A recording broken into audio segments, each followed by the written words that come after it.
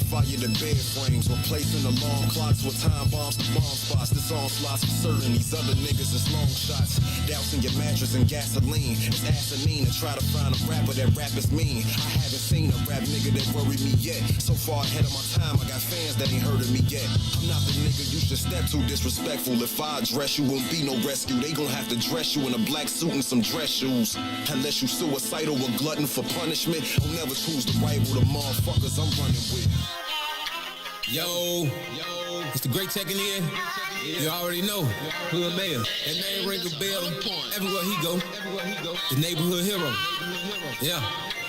Falling on you niggas, man, I see y'all in the bleachers. Ain't fucking with you, shorty, need no leeches. Practice what I preach, don't need no teachers. Got my own niggas, I don't need your features. In the streets, yeah, you know my name, it ring a bell. Got this shit sold up just like string a bell. Got the pack in for the low, you better bring a scale. Slide through the city streets, yeah, niggas know I'm well. In the streets, yeah, you know my name, it ring a bell. Shit sold up just like stringer bells. Got the pack in for the low, you better bring a scale. Slam through the city streets, yeah, niggas know I'm well. Pull up in the Phantom, in the city, yeah, nigga, this is my anthem. When I was a shorty, yeah, niggas call me Hammer. Designer to the floor, nigga looking like a scammer. Made a life shooting dice, nigga was a gambler. Me and my niggas don't play around. Got a couple of dogs that'll lay it down. Fuck wait till they don't make it now. The grand scene don't make a sound. Like a rock, can't nobody stop us. From Pelly Coast, yeah, niggas just swap it. Now we pull that Aston dropper. Can't believe niggas tried to crop us out the pitch. LBJ, every night I'm going for double digits. All my bitches bad, and they gotta watch they figure. You a snake, bro? Nah, we don't really feel you. I ain't moves through, and the nigga might clear. Early bird gets the worm, yeah, niggas gotta get up. We gone. Falling on you niggas, man, I see y'all in the bleachers. Ain't fucking with you, shorty, need no leeches. Practice what I preach, don't need no teachers. Got my own niggas, I don't need your features. In the streets, yeah, you know my name, and ring a bell. Got this shit sold up just like string a bell. Got the pack in for the low, you better bring a scale. Slide through the city streets, yeah, niggas know I'm well.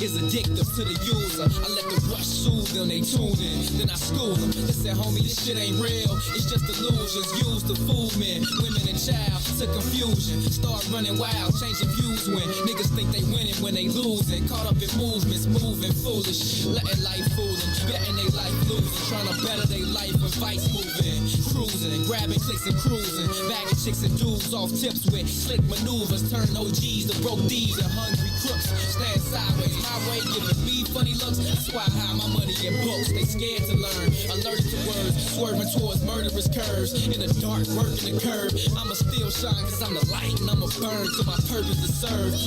Knowledge is power, ignorance is bliss. It's the wisdom that shines through the visions of the mist. The main challenge is to maintain a balance between your soul and your body and control. It's the science.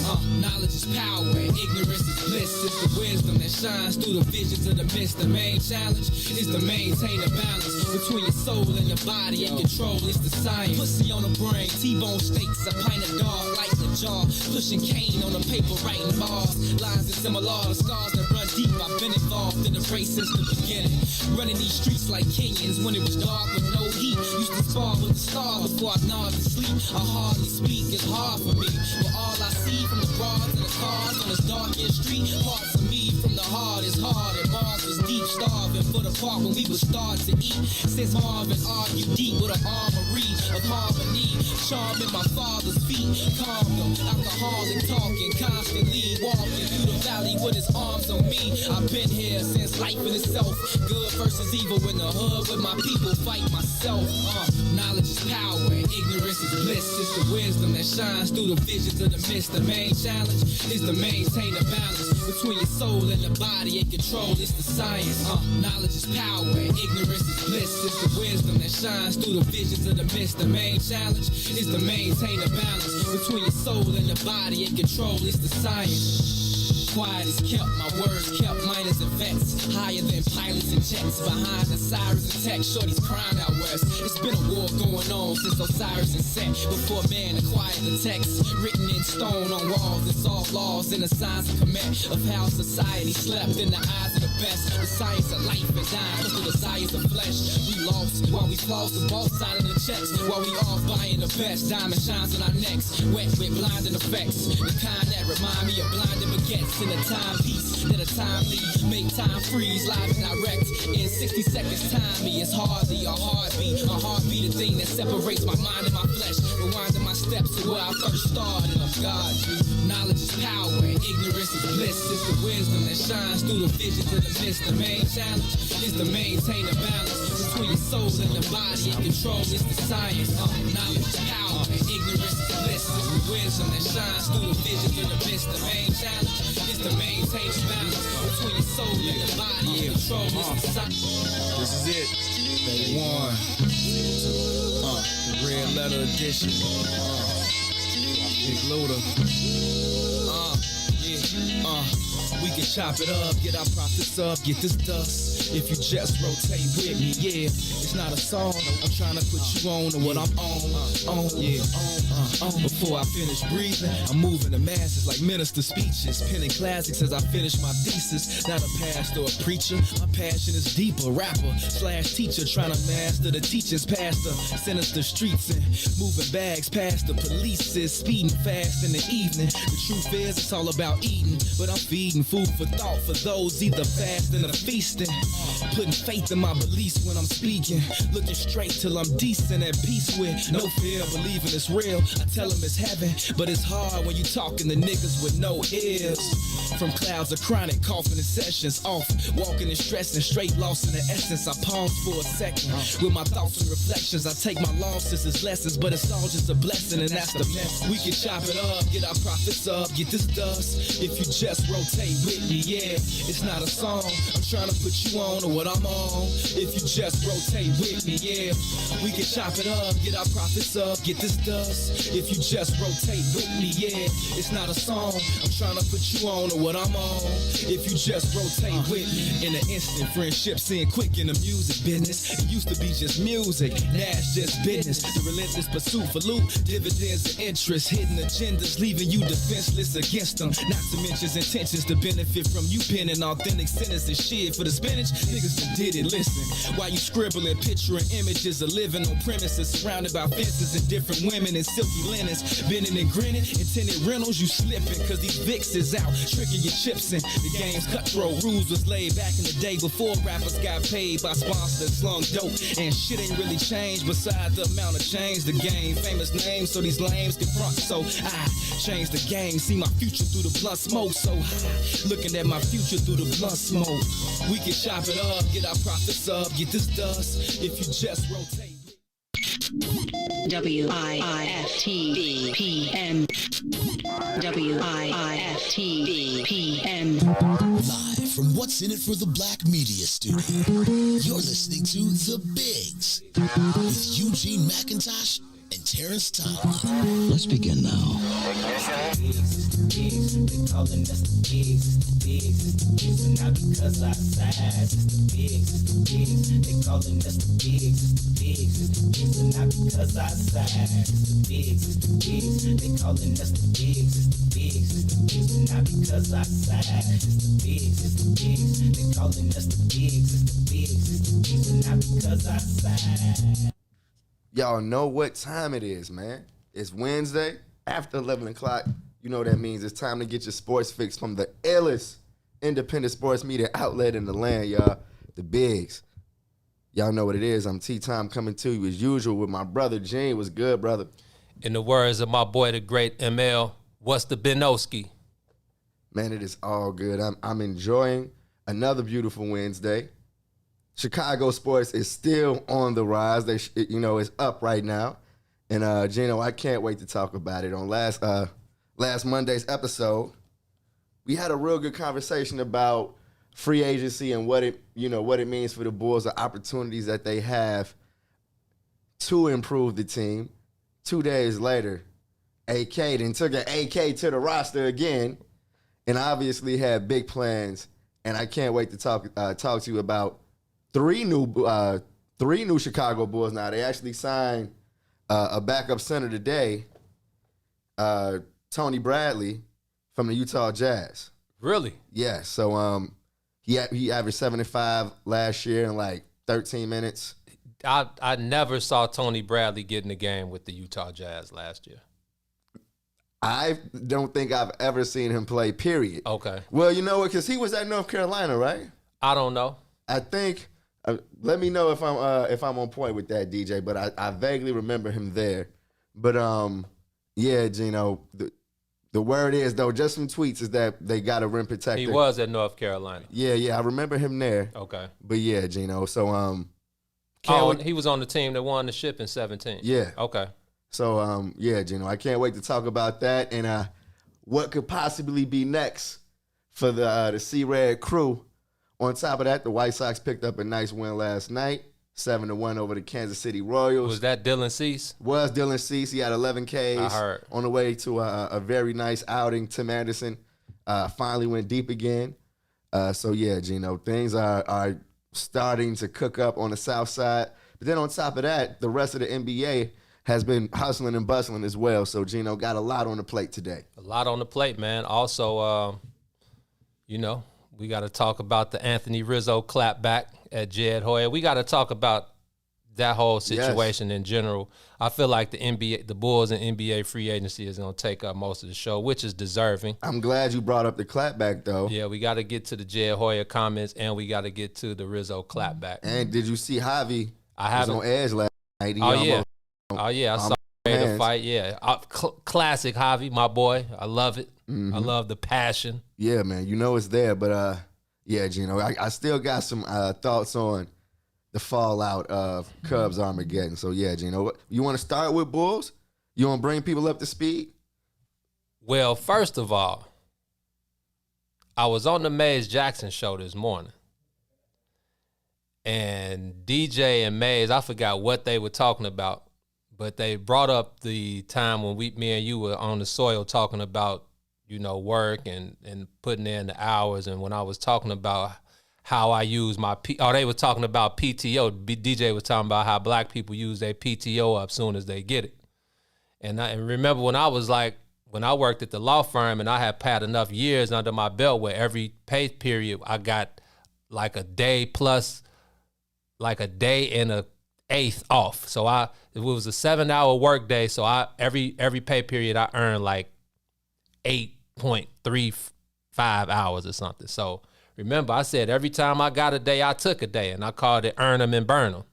So I tried to comment on the show this morning, and I just I put LOL, and then I hashtag earn them and burn them.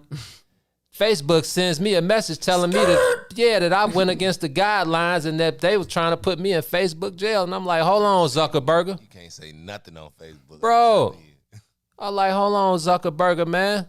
So I went through the whole little protocol about contesting the message, and I was basically telling them they had all these different options where you can, lose. Yeah, so I told them, this was a miscommunication. They was talking about like inciting a riot, provoking killings, and all these different things, and I'm like, all these wild possibilities. It's under inspection. I'm gonna tell you right now, L, you're gonna lose. I literally went to Facebook jail because we were playing and we was quoting "white men can't jump like lines. So we was like joking around. I said, "Yo, all right, man, I'm finna go to the car and get my other gun." You know? Oh, no. LOL. They So was you like, mean to tell me Gene is on the way to Facebook jail? well, if this is his first offense, then you know what I'm saying, it's cool. So, My but bad. if this is not his first offense, then This yeah. is my first offense. Oh nah, they just gonna give him a warning. But his next one though, he gonna get like a 24-hour ban. See, that's why. I gotta spend the night in the joint. Yeah, but you're gonna lose this, and I don't care whatever I don't care what you say, you're gonna lose it. Like the algorithm makes you like lose it. They don't care. But what about, and me and Gene was talking about this, what about all the killings Check this. flowing through Facebook, the Check fake this. profiles spreading false information? I got banned for a post that I put up in 2013. You got banned when? This year. For a post I put up in 2013. So because you know how like on IG you can like if you put a picture it can go to Facebook. So it was like a joke Facebook picture of like this girl like being too manly and she was like strong but like had her shirt off like she was one of the bros. But you know what I'm saying? She was like a female, right? Facebook went back to 2013 and sent me a message saying this goes against our community. That's unbelievable. 8 years later, huh? Bro, I said, so I tried to like attest it. I lost it. It was like spitting. Ain't no statute of limitations on Facebook. So go check y'all. If you got anything old news or anything crazy, take it off, man, or they will come and get you. Yeah, I don't think I have to worry about that. I feel like I've always been kind of low key on Facebook. I don't know though. Maybe if Twitter did that, I may be in a little bit of trouble. If y'all catch some of the stuff that I ain't wiped already. But yeah, Gino, I was in disbelief. I'm playing for you. I need the picture of you like Snoop. Yeah, I mean, waiting for the verdict. Yeah, no, they can't throw that boy in the joint for. I mean, I guess a 24-hour bid. You know, Yeah, you do 2 24s, then after they see you do them, then they like, oh, okay. Then they're going to give you 2 3 days. Then it's going to be 2 7 days. Then it's 30. I've seen people. So that means you didn't got banned a few times once you hit that 30 piece. proud of you. That 30, like, you on band 7 or something. You're a nuisance, fam. I know Robin Patrice got one. I know Cuz got one. Yeah, you get a 30. A I know 30 somebody day? for a Yeah. 60. I know somebody that did a 60 and a 90. Oh yeah, they. But they for wild. earn them and burn them, bro. Earn 'em and burn 'em, bro. A known phrase. Yeah, I mean, it's not like this is black people exclusively. You know what I mean? I was in disbelief. Earn 'em I and was just burn 'em. trying to join. I was just trying to join the comment section, like I was feeling the conversation. They saw a burn 'em and was like, hold up, Hold fam. Like, this is what you could be talking about. But we they- don't care what you actually, but this is the possibility. So But I can watch Facebook videos with guys getting their heads blown off. You can watch roadside bombings. the most gory, violent videos exist on Facebook. Big Bro said, I did a 30-day bid over 50 Cent lyrics. Yeah, that'll get you a 30-day bid, though. 50, the yeah, wrong but- 50 lyrics will yeah. get you a 30-day bid. Definitely. First time, Boosie says, first time warning, second time 3 days, third time 7 days, fourth time 30 days. DJ, y'all know. told you. So y'all just They done been are through the ringer. intentionally Hey, man, tripping I'm the on my alarm second- off. I'm Y'all on know. My second 3 day. I know my next one Yeah, is dude. 7. You doing it on purpose. No, man. Listen, yo, I got my last one for just commenting my show. So I can't say ho on my like period. So like I'm flagged for saying the word. So I can't say it, period. Like you make it say it on your page and nothing happens to you. But I've been flagged for it. So I promise you, if I type it right now, 2 seconds later, I'm immediately blocked. They like, hold on, Mr. So I Homeman. have to like tag my page to say it, which is crazy. Like I can tag Week Ho Wednesday, but I can't spell it out. It's crazy. Can you spell it the other, like H-E-A? Yeah, like, But Okay. H.O. But I can't do H.O. that. you Nah, cook. I can't do it. They gonna immediately ban. They got like a Facebook representative is assigned to your Assigned to profile. DJ. I yeah. promise you, I typed that in. And it was by mistake. I was trying to type how, but that W and the E next. So I'm trying to Oh, change. H-O-E. Right. Yeah, Oh. that's the real ho. change it. Oh, a real hoe. I Remember- tried to change it and put Yeah. the W because I was saying like how you doing, but I was already blown. What about weak whore wins? That's probably you definitely gonna get smacked for that I one. think that's even like more. Yeah. My that bad. kind of hurts a My little. bad. You know, right? So like now, I only because I say ish.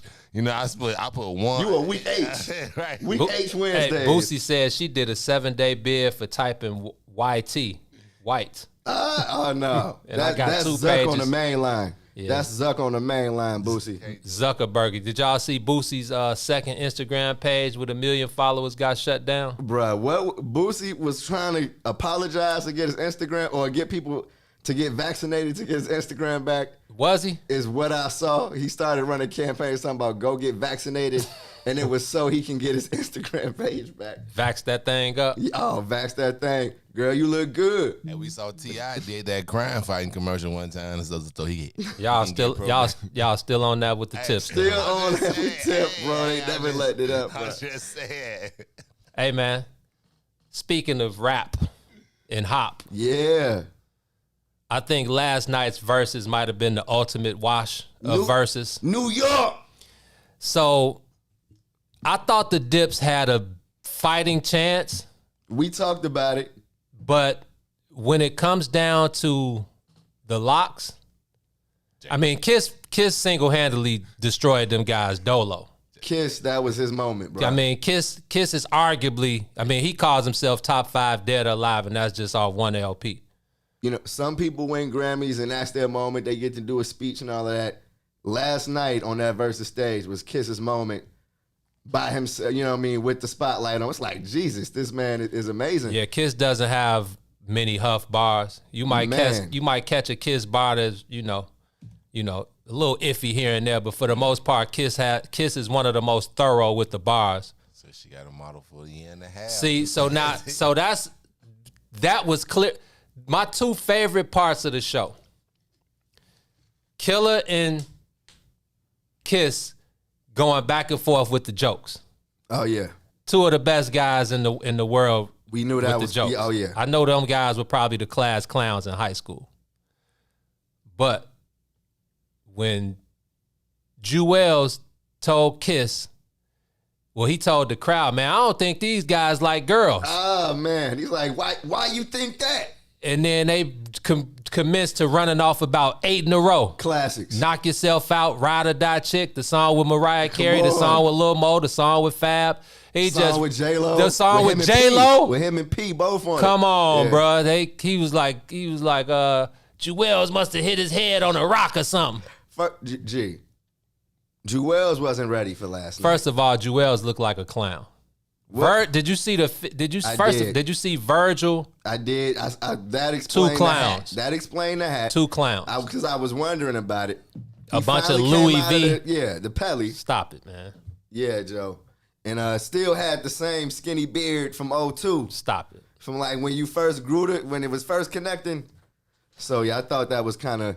And then he didn't know any of his bar. Like he didn't come ready to spit. Jewels is Huff. Jones is Huff. They're both Huff, to be honest with you. Neither The Dipset strategy was very questionable. the Dipset, and I like the Dips mostly because of Killer. I mean, I like a course. few of the Dip songs, but the Dips were more about the timing, the culture. Remember 9/11 had just happened, so now they coming out wearing American flag fits and The calling diplomats, themselves the Taliban and all. Oh, yeah. So Oh, yeah. they capitalized off the moment.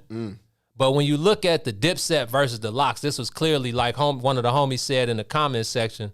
This is the difference in a rap group versus a rap crew. The Lox are guys who came up in Yonkers together with bars. They are ultimate. People try to talk about Sheik Luch like Sheik Luch won't murk you on the mic. Bro, the man sounded fresh and great on that mic last night. Bro, it ain't too many people that got albums with Ghostface Killer. I love what you said about the Lox being a rap group versus a crew. You know what I mean? And they came off as totally like an R&B group that had a rehearsed routine for live shows. And not even, exactly. You know what I mean? They've been prepared since since the late 90s. obvious. It's like, what? Oh, you want us to do our best stuff? Oh, we can do that. Jada Kiss was killing them guys. The Cushman, Kev Mitchell said it earlier. He was like, man, Jada Kiss was killing them dolo with his B-sides versus their A-sides. Then when they Period. They came was out with digging the in the crates. A-sides, it was a rap. Bro, You forget about the Money, Power, Respect album when they was with Puff. Then We Are the Streets is still one of the hardest albums of all time. Like Kiss style, Kiss. And then you talk about swag bars. I think people getting it. Kiss got a multitude of swag bars, Joe. Come on, G. That man talked about he was coming through in the Porsche the same color as water. He got this my tub do a 360. Oh, come on. I own shit that the government got. Lift up the walls, do the 360. Yeah, it's like Kiss has a multitude of They gonna swag have bars. to weigh it on the same scale they weigh the whales. Come with. on, man. Come on, G. Come on. So the Dips were definitely unprepared. Like I said, the moment was too big for them. It was about New York City. You know, they tried to pull in the Master P and I forgot where else they went with it.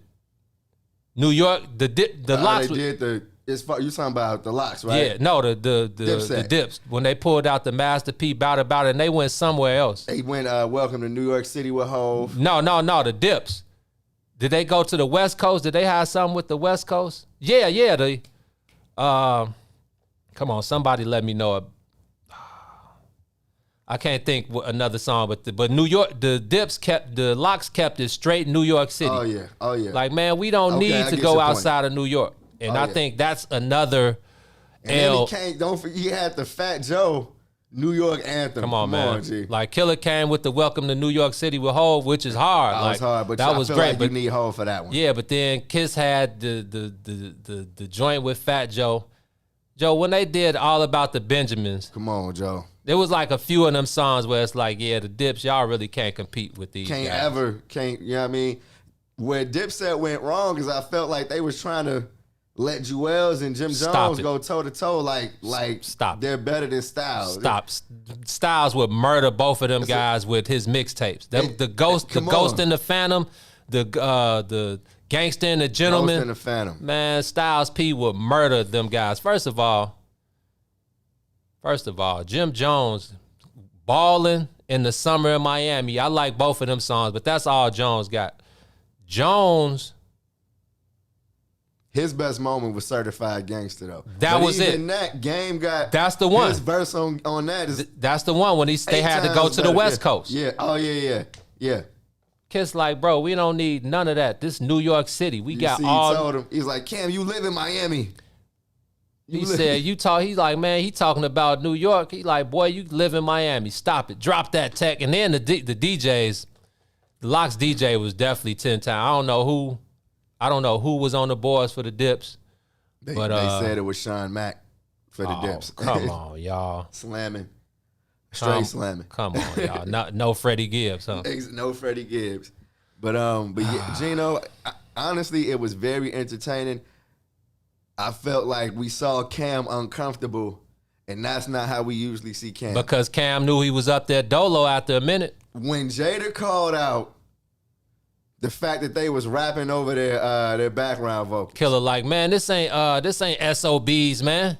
Did you see at the end of it though, when he did what did he do? His Killer. Hurrah. Yeah. I think he did Killer Cam or something. He told the DJ, just play the instrumental, take my vocals off of it. Okay. And he could not keep up with the track. Yes. Like he lost his place like 3 times. Them guys are swag dealers, man. They Swag dealers. Killer. Don't get it confused because you know how much I mess with Killer. That's the perfect way to describe it. Yeah, they're swag. They That's swag why they dealers. came Like that. Put the chain on me. When Cam looked at Styles like, bro, what is that you got on? Like the Locks had on the most regulation fits. You see? They came out for murder. Did you see what Styles said when Jim Jones came on the stage for the first time? About his leather pants? Yeah, he's like, I knew you was going to wear those leather pants. Yeah, the showmanship was good. Like Styles said, they talked about it before they got there. It was going to be a lot of banter. It was going to be a good performance. They talked about kind of getting into it, but it was all love. So I felt especially, Styles and them. Styles is 47. Kiss is probably 45. Sheik is probably. So these are older guys Joe. that we don't have. They're from the essence of New York hip hop. It's crazy that those dudes are about to touch 50.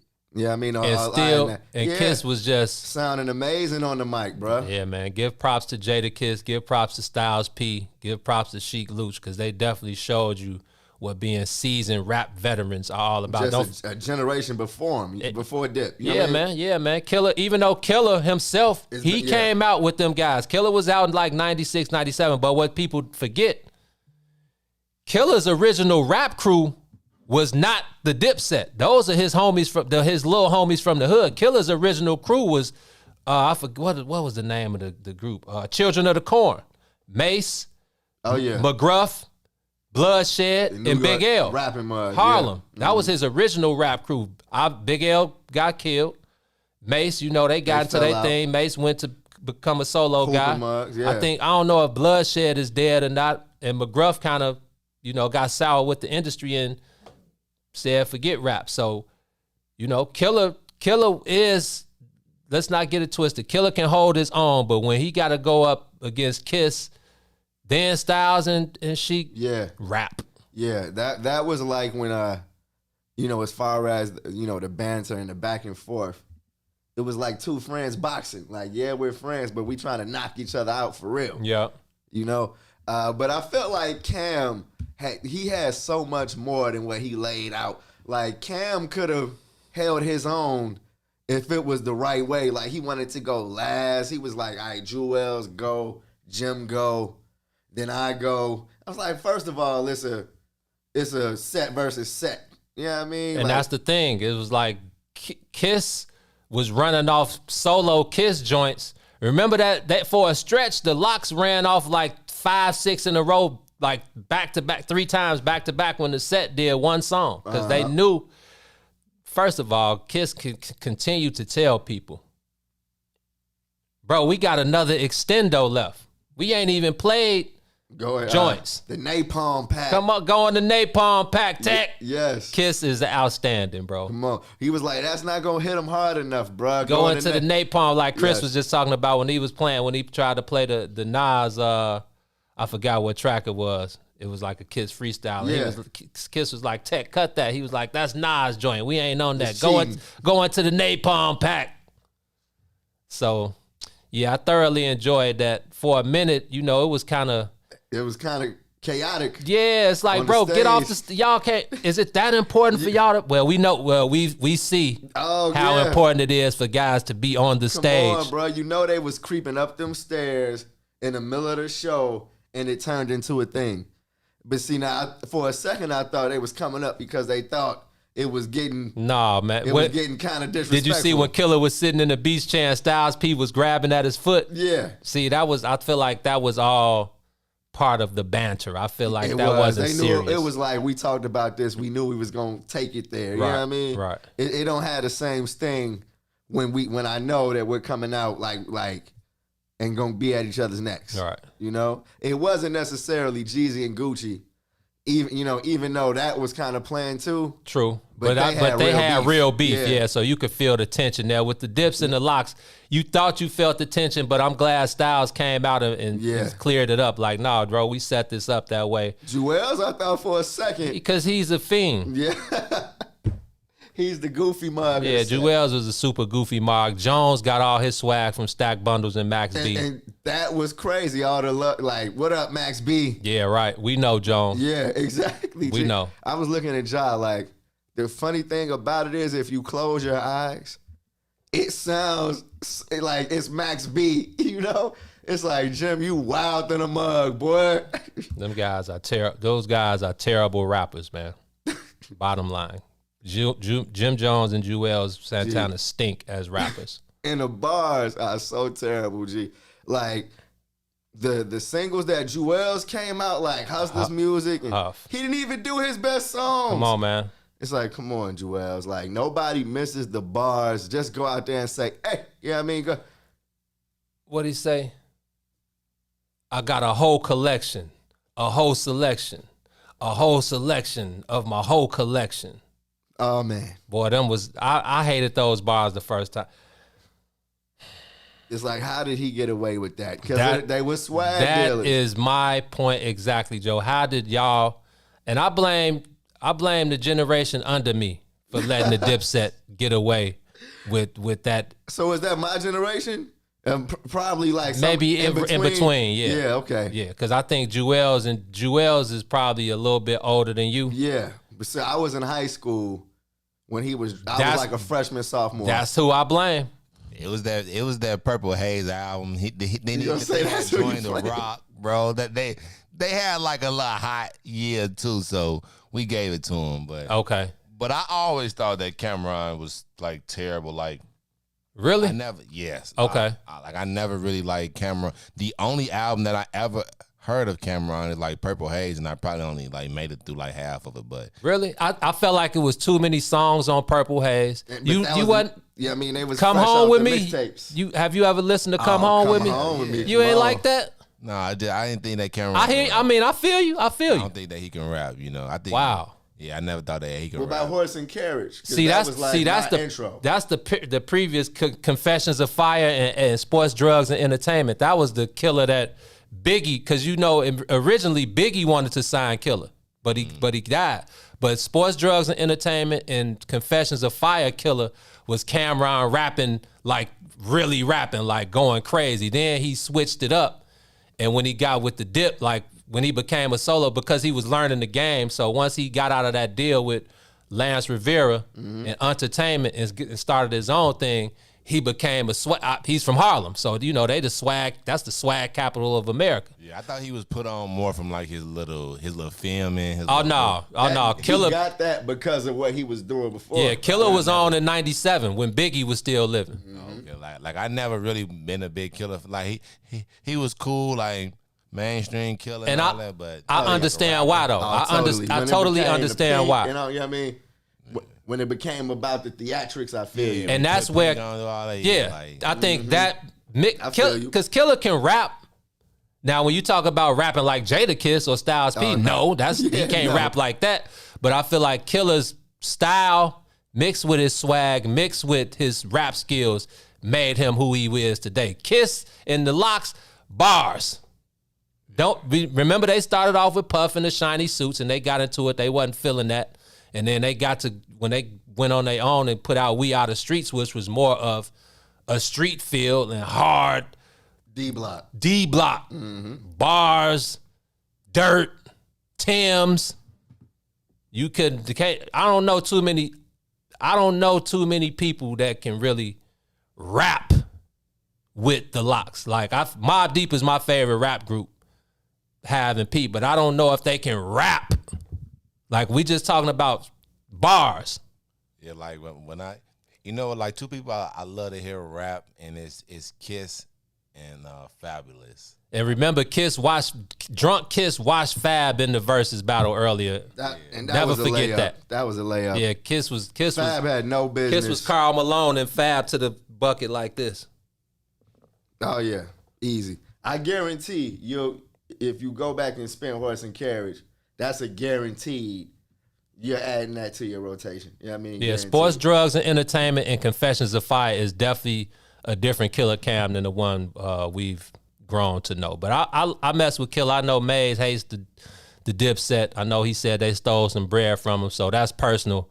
That ain't got nothing to do with me. I remember it. Yeah, I know they whooped him. Somebody knocked out Freaky Zeke. I don't know. Well, I know he's Killer's cousin. So, but he was there. He really was. Did you see? Making they a mock. He's the fat mug from Drew Hill. That's why I said Kiss is out. Kiss is outstanding. Money. Yeah, Kiss is outstanding, man. But yeah, man. Versus at this point, I could be done with versus.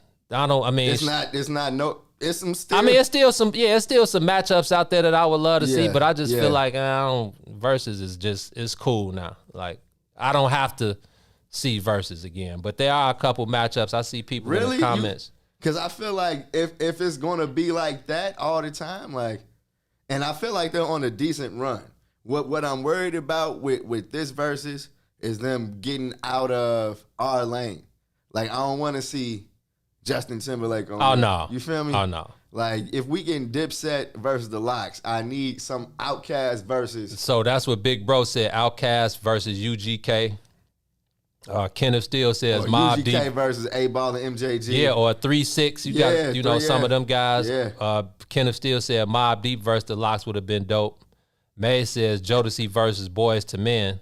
Havoc was in the comments last night. I saw Hav. I saw Diddy. I was watching on the Triller app though because you get a better view of the comments because I was watching on Instagram. Okay, and it was kind of just a half piece. Of no, screen. you could see the whole. You could see the crowd. You could see the whole stage. Oh, okay. Triller was a much better watching experience. I did miss the Instagram for the comments, but Boys to Men versus Jodeci.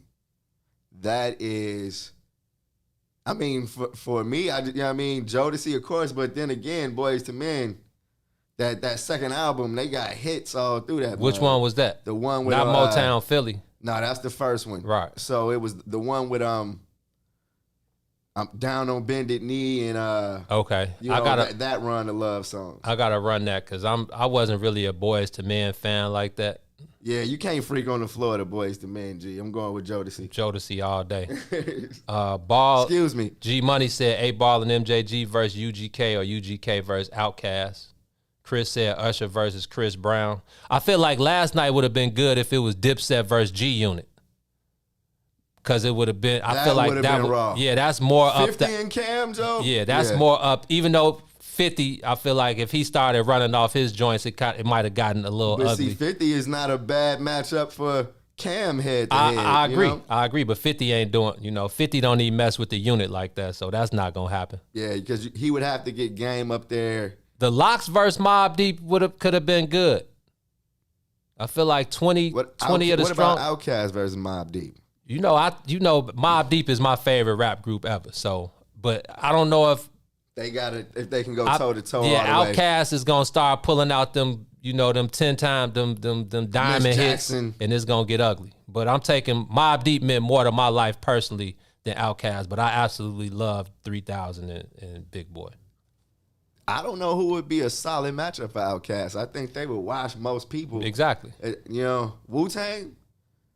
Ooh, has the Wu ain't? It's been Meth, Wu-Tang versus Outkast. Now that but see, now the Wu got too much to choose from because they got it. They got the Wu, and then they got have to be the Wu. You know what I mean? Have to be Wu-Tang because Meth and Redman. It was Meth versus Redman. Yeah, and that's not. You know what I mean? That was dope though. I thoroughly enjoyed that. It's more of a celebration. Exactly. But yeah, definitely. I don't know who could go up with Outkast, man. That's a tough one. Chris Brown versus Usher. I feel like, that's kind of lopsided too. But I understand they on the same wavelength. So Tiger says I was about to say Tiger, No Limit versus Cash Money. But Tiger said who versus No Limit, and Kenneth Steele said the Dog Pound versus No Limit. Then we said Death Row versus Bad Boy.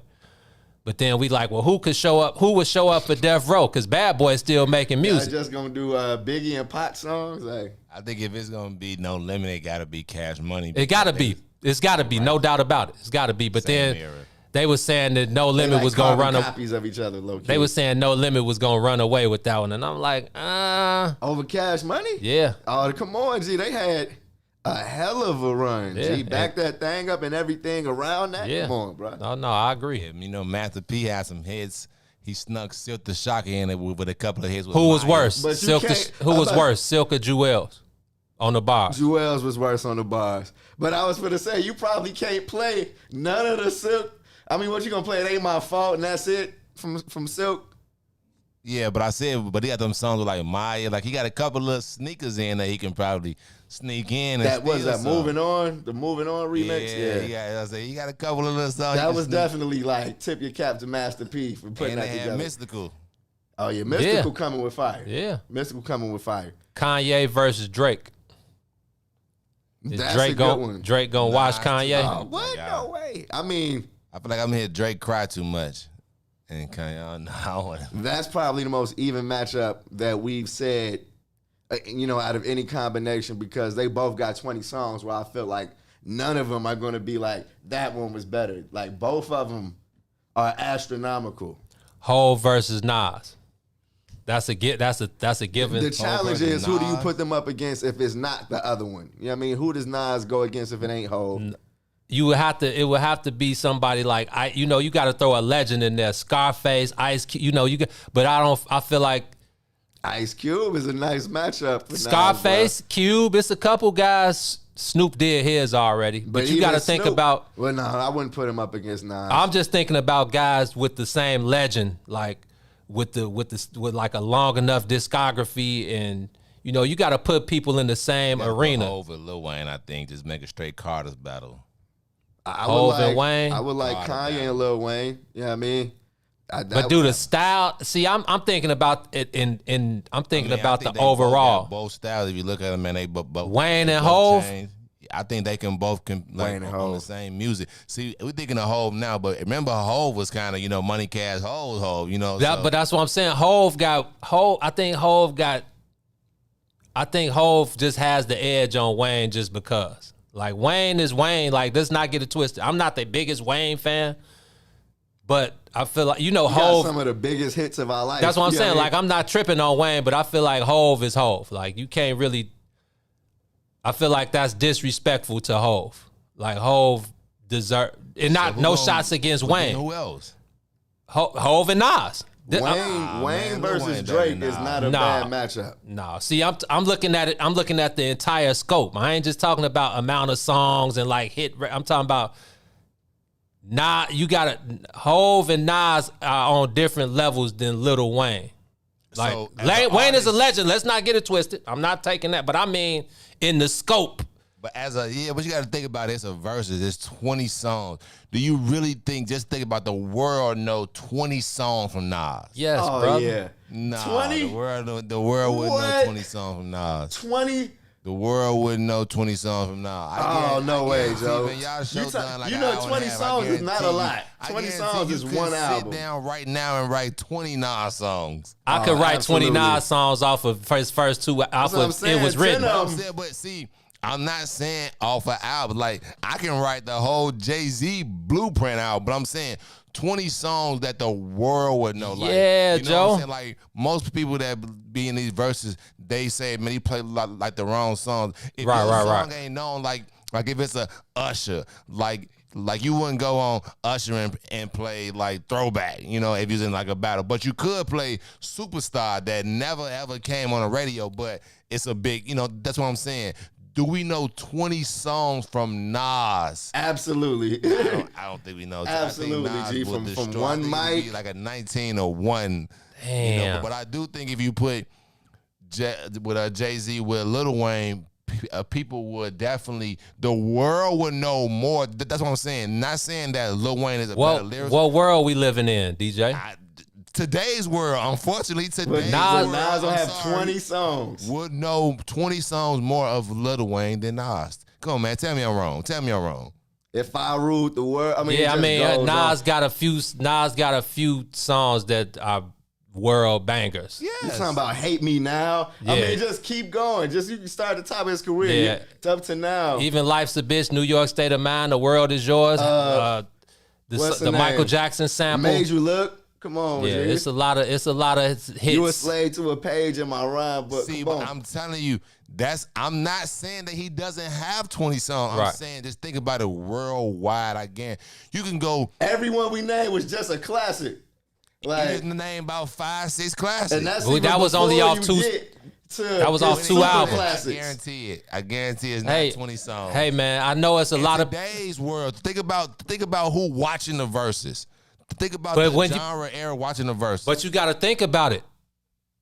When these matchups come out, they're catered to a specific crowd. So if Nas and Hov versus, that would get 1 million views, period. Just because it's the two coldest guys of all time. Got 800,000. Nas and Hov are arguably the greatest 2 rappers of all time.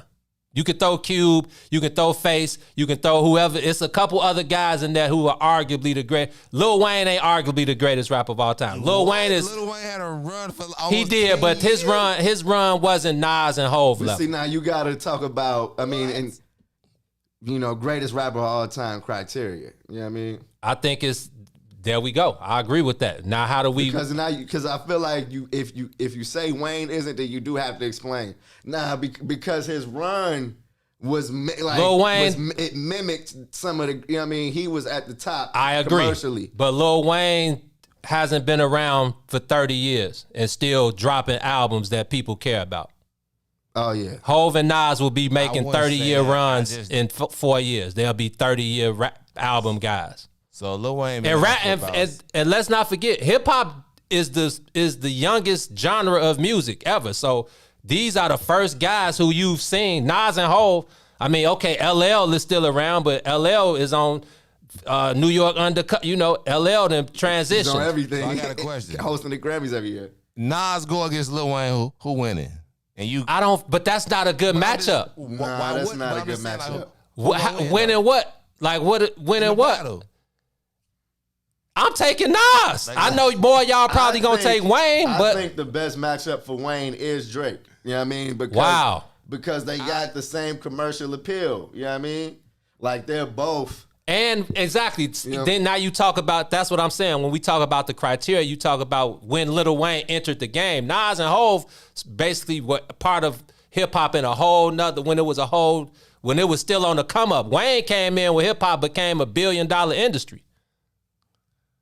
Like you talking about guys who was rapping in the 80s versus the guys who became popular in 2000. I totally feel like we're gonna be in a minority when it comes to Wayne, because I feel like I feel like my generation was the generation that was carrying the Wayne flag. No doubt, and they should. That's obvious, and you should. But see now,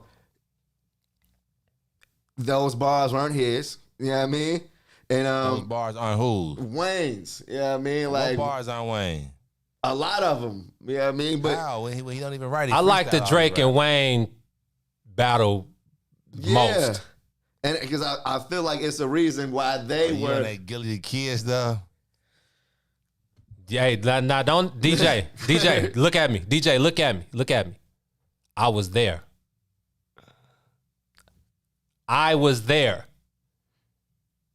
One more time. All right, so now my next question is, with Gilly the Kid, when would that happen? See, this is what I be saying, like, I was on the tour. I was on the tour but bus which tour? when Lil Wayne first started becoming a solo artist. So then, how long did that last? For a couple years, Mickey and Gilly showed Lil Wayne how to So rap. now, just to think about this, after Gilly left, how did Wayne still become one of the greatest? Because he grew himself. I mean, like I said, but the whole thing, see, that's why I hate about rap. People have writing teams, so now like he wrote for him and he said, I mean, this sound good, and like Wayne always say that he freestyled and stuff, correct? Some of that stuff you could tell. I mean, Wayne was cold at 14. And I feel like when you say, and when I say that those bars weren't his, I don't want to take away from the fact that he is, you know what I mean, that's Weezy. You know what I mean? He definitely is nasty. You know what I mean? But I remember the Blackest Hot days, you know what I mean? Yeah, Wayne was nasty at 14, DJ. Let's not get it twisted. I saw Lil Wayne from the time he entered the rap game till the time I was on a tour with, remember I told you it was Cash Money, Trick Daddy, Trina, what was homie that used to wear the, I can't think his name. He had some hits, but I was on tour with them guys for like 5 cities, and on the tour bus with Wayne and Gilly and Mickey, and they was teaching Lil Wayne the game and showing him how to rap. Now, I'm not taking nothing from Wayne because they wasn't around for the next 17 years of his career, but yeah. I love what you said about Wayne growing, because I feel like when he came out with the Carter, it was one of the biggest leaps in talent and growth from album to album that I've seen. You know what I mean? Like Wayne on the Carter. See, but the Carter was a mother. Yeah, you know what I mean, that was one of my favorites at the time. The 500 degrees. Oh, 500 was crazy. Was on foot. That's why crazy. Like people only know Wayne from the the real car. people that like know him. I guarantee they may know the old hits that played on the radio, but like the Carter is where like he really, like you said, he grew his. And the mixtape Wayne. Over the mixtape Wayne, but that. The only album I could think 500 of, was nasty. 500 was nasty. 500 degrees is 500 was nasty. The only other album that took over the streets like the Carter did in my lifetime was Thug Motivation, 1-on-1 with Jeezy. Like Young. But before that, it was the Carter. This. Come on, and that's when Manny Fresh was still around. So look, you know what I mean, the comments are saying Kenneth said Wayne borrowed from 3 Stacks. Boosie says everybody knows Wayne is a transformed Bow Wow. everybody knows. All right, man. DJ, man. Last one. Who you got? Chris says Beyonce versus Mary J. Beyonce. Tiger Lily said nah. Boosie says Mary will murder her with a head chop. Oh, I love B. Really? See, sometimes I really just think people be delirious because, like, you gotta be realistic. Like, you really think Beyonce is gonna lose to me? I'm not saying No. Mary J. Blige. Not saying. Okay, so what? So y'all both saying that Beyonce would beat Mary? I like Mary. Yeah, I am. Why? I'm just asking. Because I think the only like competition, I think Beyonce isn't, as far as what she does, her competition is Michael Jackson. Wow. You know what I mean? Like put her up against Mike. Wow. Oh yeah. I mean, she got Damn. songs.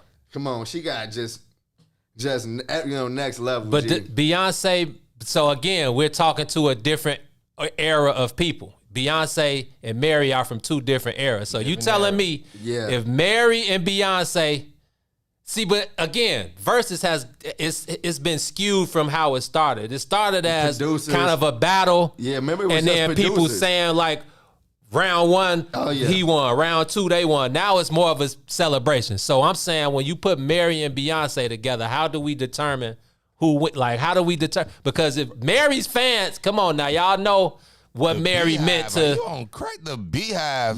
I agree, but gonna swallow them up. This is what I'm. But Mary had the original beehive, is what I'm saying. It wasn't no social media, wasn't no hashtags. She's definitely the queen of hip hop and R&B. That's all I'm saying. Until Beyonce. Is Beyonce the queen though? Queen Of B? what? Queen B, right. I mean, Well, that was Lil' Kim. That's what they call Beyonce, Queen B? Well, No, you just The Beehive, I guess. yeah, they call her. I think she got all those names though. Yeah, I mean, I feel like I've seen it. That's interesting, man. Where the women at Boosie? Lil' Kim not a bad matchup for Mary J. Blige. You know what I mean? And I know that she's a rapper, but I feel like they both embody hip hop. So Boosie says Mary all day. May says Beyonce murders Mary. Oh yeah. Philip Samuel says I'm picking Mary. Boosie says T and Reese, y'all about to make me log off. No, G. man. Please. See, this is what I'm saying. You talking to a different era. First of all, we talking to the women. Guys, I need us to stay out of the Mary. But see, now I feel like I'm going with Mary if we gonna throw the guys in there. I'm pretty sure the guys are going with Mary, Joe. Y'all More cannot be guys are serious. gonna go with Mary. y'all, as far as You not bumping as no far as Beyonce, 20 Joe. that. You don't know. You don't know. Rihanna. Y'all, who's? Beyonce and Rihanna. There you go. No, But but that's even more of a. That's like Nah, Beyonce will beat Riri Mary got by some 20. hits. She's gonna Riri- beat Rihanna by 50. No, Yeah, I mean, she's skunking her? Oh man, Running to drag. Boston? Oh my God. But see, this is what I'm saying. When we're talking about different. That's even more the reason why you have to put people in their eras. Mary and Janet. You know what I mean? And Janet came, she was before Mary, Right.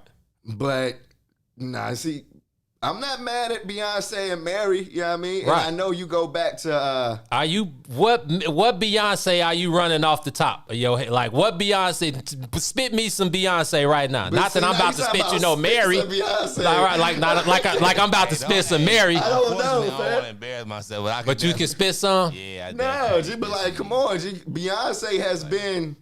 Why What has you gonna- Beyonce been though? You go back to what was her first solo song after Destiny's Child? I forgot all about that. The Uh-Oh song. With Single lady, you talking about single lady? No, yeah, that one. Single lady. Young Hove in the floor, and the floor Yeah. was loco. No, Single Young Ladies B in the came years ROC. That's late. So you talking about? I thought it was like Dangerously in Love, and then she had one with Sean. That was the Paul. name of That's the on album. John up all. With Sean Paul, like That's what it's called. That song was called Dangerously in Love. Yeah. Right, I remember that. That's the same album. That was her Sean first Paul. single. That's her first little album. Yeah, that first album is called like It's some hits, man. Like She ain't messing with what's the 411 or the other like, or the everybody saying second crazy, Mary. I but don't like I care said, what man, y'all some say. hits. Beyonce, the Mary. For me, it's all about the crowd. Let me tell you. The Mary crowd versus the Beyonce crowd. I do feel like the Beehive When I was is in something grammar you don't school, want to mess with. I think it's a generational kind It of is. gap because I got to tell y'all, when I was in grammar school, going to Thule Park every day, every In day the 90s. in the 90s, like 98, 99. By 98, bro, the girls that were coming to Thule Park, like before we played tag or whatever, they was in the back coming up with routines To to the Mary. Beyonce and, Oh. and Say My Name. Beyonce been and out that Destiny's long? Child. Oh, that's Yeah, Destiny's Joe. Child. Right, But, right. like, Destiny's Child. Beyonce had a hook in these, and you know what I mean, in a generation for a long time. By the time she came out, when Right, you talking about Beyonce's 98. Child was over, Mary was 91. Yeah, exactly. Yeah, exactly. It's The it's a time, gap. yeah, I'm It's thinking a about- gap. Because once Beyonce got hold of it, like who's had it since? You know what I mean? And I like Mary, but I wasn't a fan of the Just Fine Mary. You know what I mean? No, I Happy need the Mary. pain. Let's get it crunk up on up on up Yeah, on I up. need the pain, Ain't Mary. no hateration in this dancery. You know what I mean? Hey, man. But I'm just saying, I wasn't a fan of that one. I like the drama. Me too. She got up, but see now, the No More Drama album, and that's like that comes after what's the 411, and all the earliest was the No More Drama one. I was I was eighth grade, summer eighth grade when that came out. That was one of the CDs I had in my bag. Shout out because my dad went and bought everything on Tuesday. So, but she had the song with Elton John on there, which is probably my favorite. It's Mary Deep Inside. I wish they could see that I'm just plain old Mary. Come on, G. Mary J. I don't want to take anything away from her, but Beyonce is probably her Goliath. When I think Mary J. Blige beats everybody else. You know what I mean? She definitely beats everybody else. I'm gonna say this and then I'm done. Like, yeah, like me. I I'm said, gonna leave you with the last word, man. It's not a generation thing for me, man. I just said, like, I know music and I know, like, talent. Like, to me, if Aretha Franklin come on there, I know she's smoking Beyonce. Like, I know talent. I'm just saying, like, I just believe that 20 songs that the world know, like, just based off how it's criterialized, if you put up 20 songs, I just believe that the world will probably know 20 more Beyonce songs than Mary J. Blige songs. That's just it. Like on criteria, like everybody, I guarantee 80% of people I saw was on Dipset, and so Kiss came out there and murdered them. So I just believe that we know more Beyonce songs than that. But if you They put gonna up hit a like little Aretha harder. Franklin, smoked. Aretha smoking. Shout out to Versus, man. Locks destroyed the Dips last night. And They went out kind of sad, bro. That wasn't how we wanted to see the Dipset. well, they monopolized. They are going on tour starting in September. So y'all got time to what did Lou say to Royce G? Start practicing. Start practicing. I don't know how much more practice the Dips can do. But on that note, man, hey DJ, take us to break real quick, man. We come back on the other side. Well, I guess we could talk about sports on the sports show. We got the Bulls. Yeah. I see 75% of Bulls Nation is extremely happy. I see the other 25% like, huh? They haven't done anything else, like, because AK, I mean, he keeps his finger on the trigger. I don't know, bro. Anything can happen at any time. Yeah, it's, I gotta ask you. Let's go. I gotta ask you on the other side of this break. DJ, take us to break, man. You're on the soil with the bigs.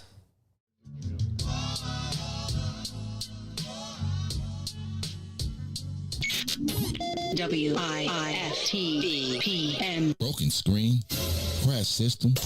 Are you in need of spyware or virus removal from your computer?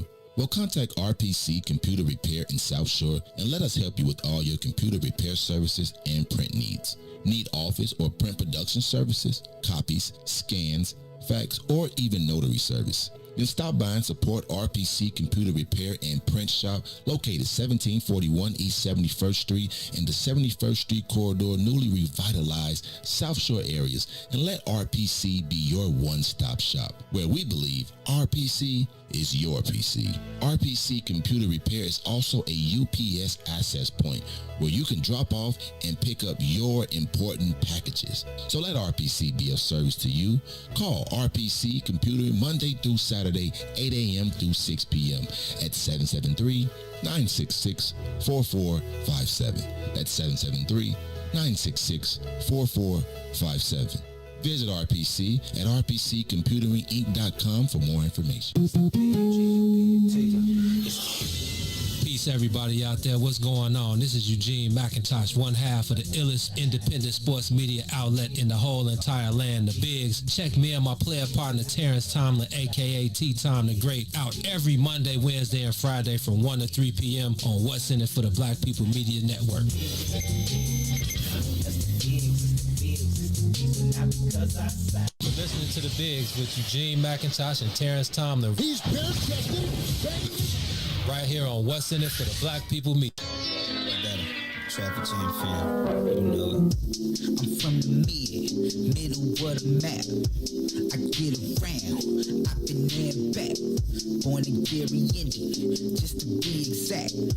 Got family in the go and family in the nap. Same shit everywhere, saw it in the A out on Old Nat. Sucker free suckers can't take the heat, nah they gon' rap.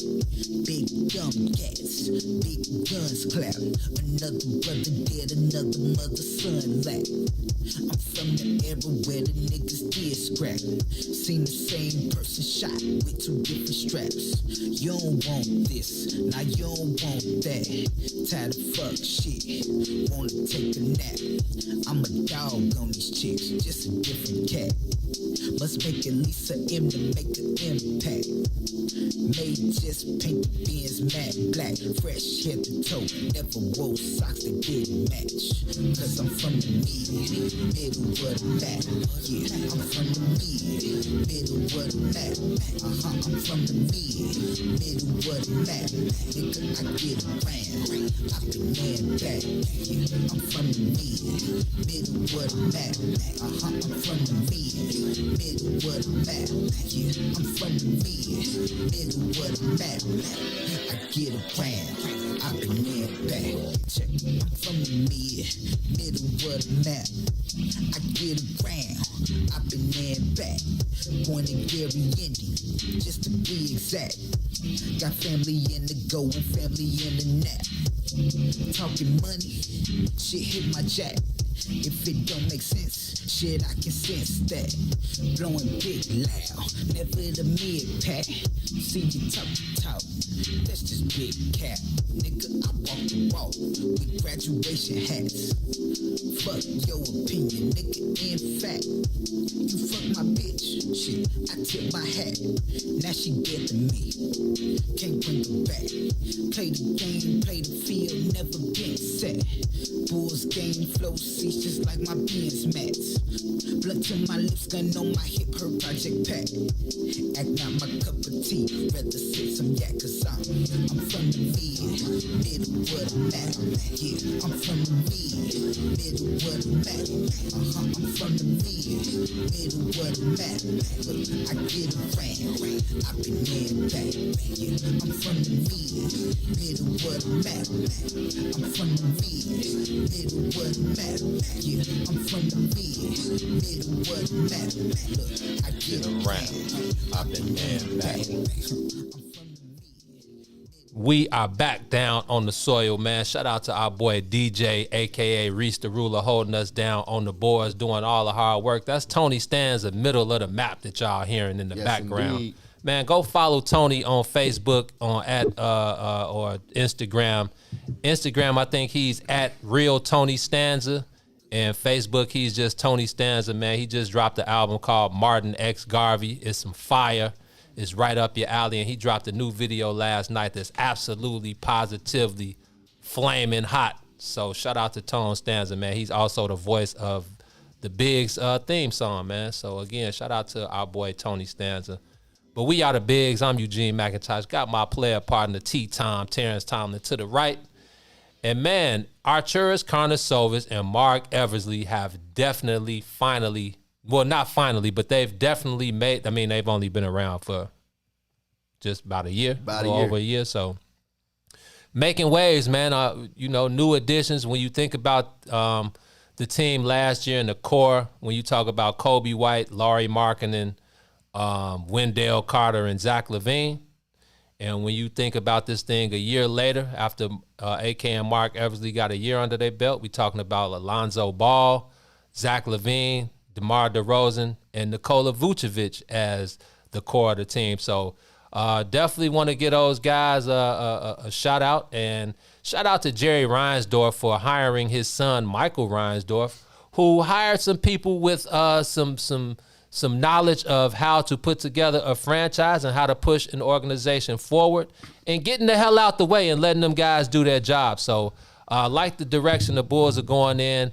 This is definitely a playoff team. Well, should be a playoff team when you think about a starting lineup of Zoe, Zach, Pat Will, DeMar DeRozan, and Nikola Vucevic. I think that's a formidable opponent, and they should definitely be making some big waves in the offseason. Now, how far they go in the playoffs, that's still yet to be determined.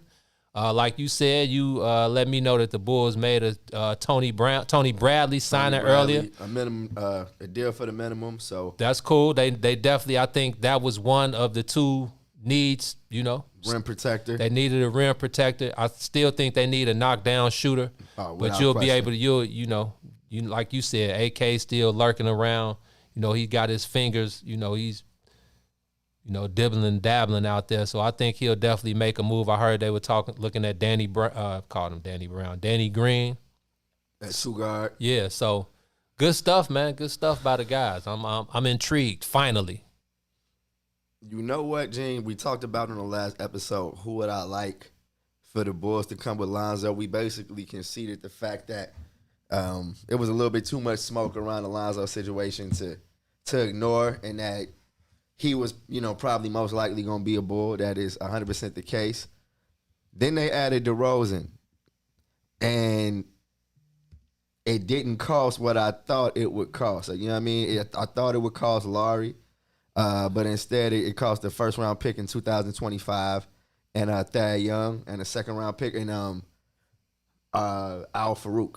Al Farouk is out of there? He was in that deal. So what, didn't they give up 2 more first-round picks too? Or they gave up the first-round picks in the Vooch trade, and then the next possible pick that they could have traded after that was 2025, and they protected it and traded it to San Antonio last night for DeMar DeRozan.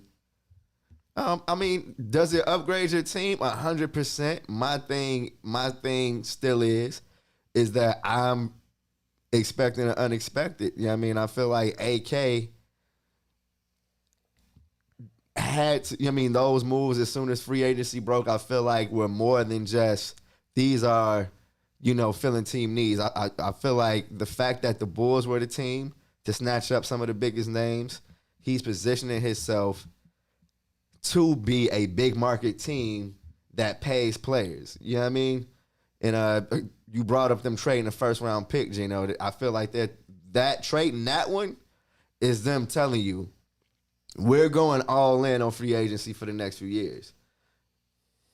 I feel like if you go a little deeper and you consider down the line, they possibly could get a first round pick back, depending on if they, who they trade, if they have, some first round talent that they can flip in on their roster, if they don't necessarily get to the level that they want to be at by that time.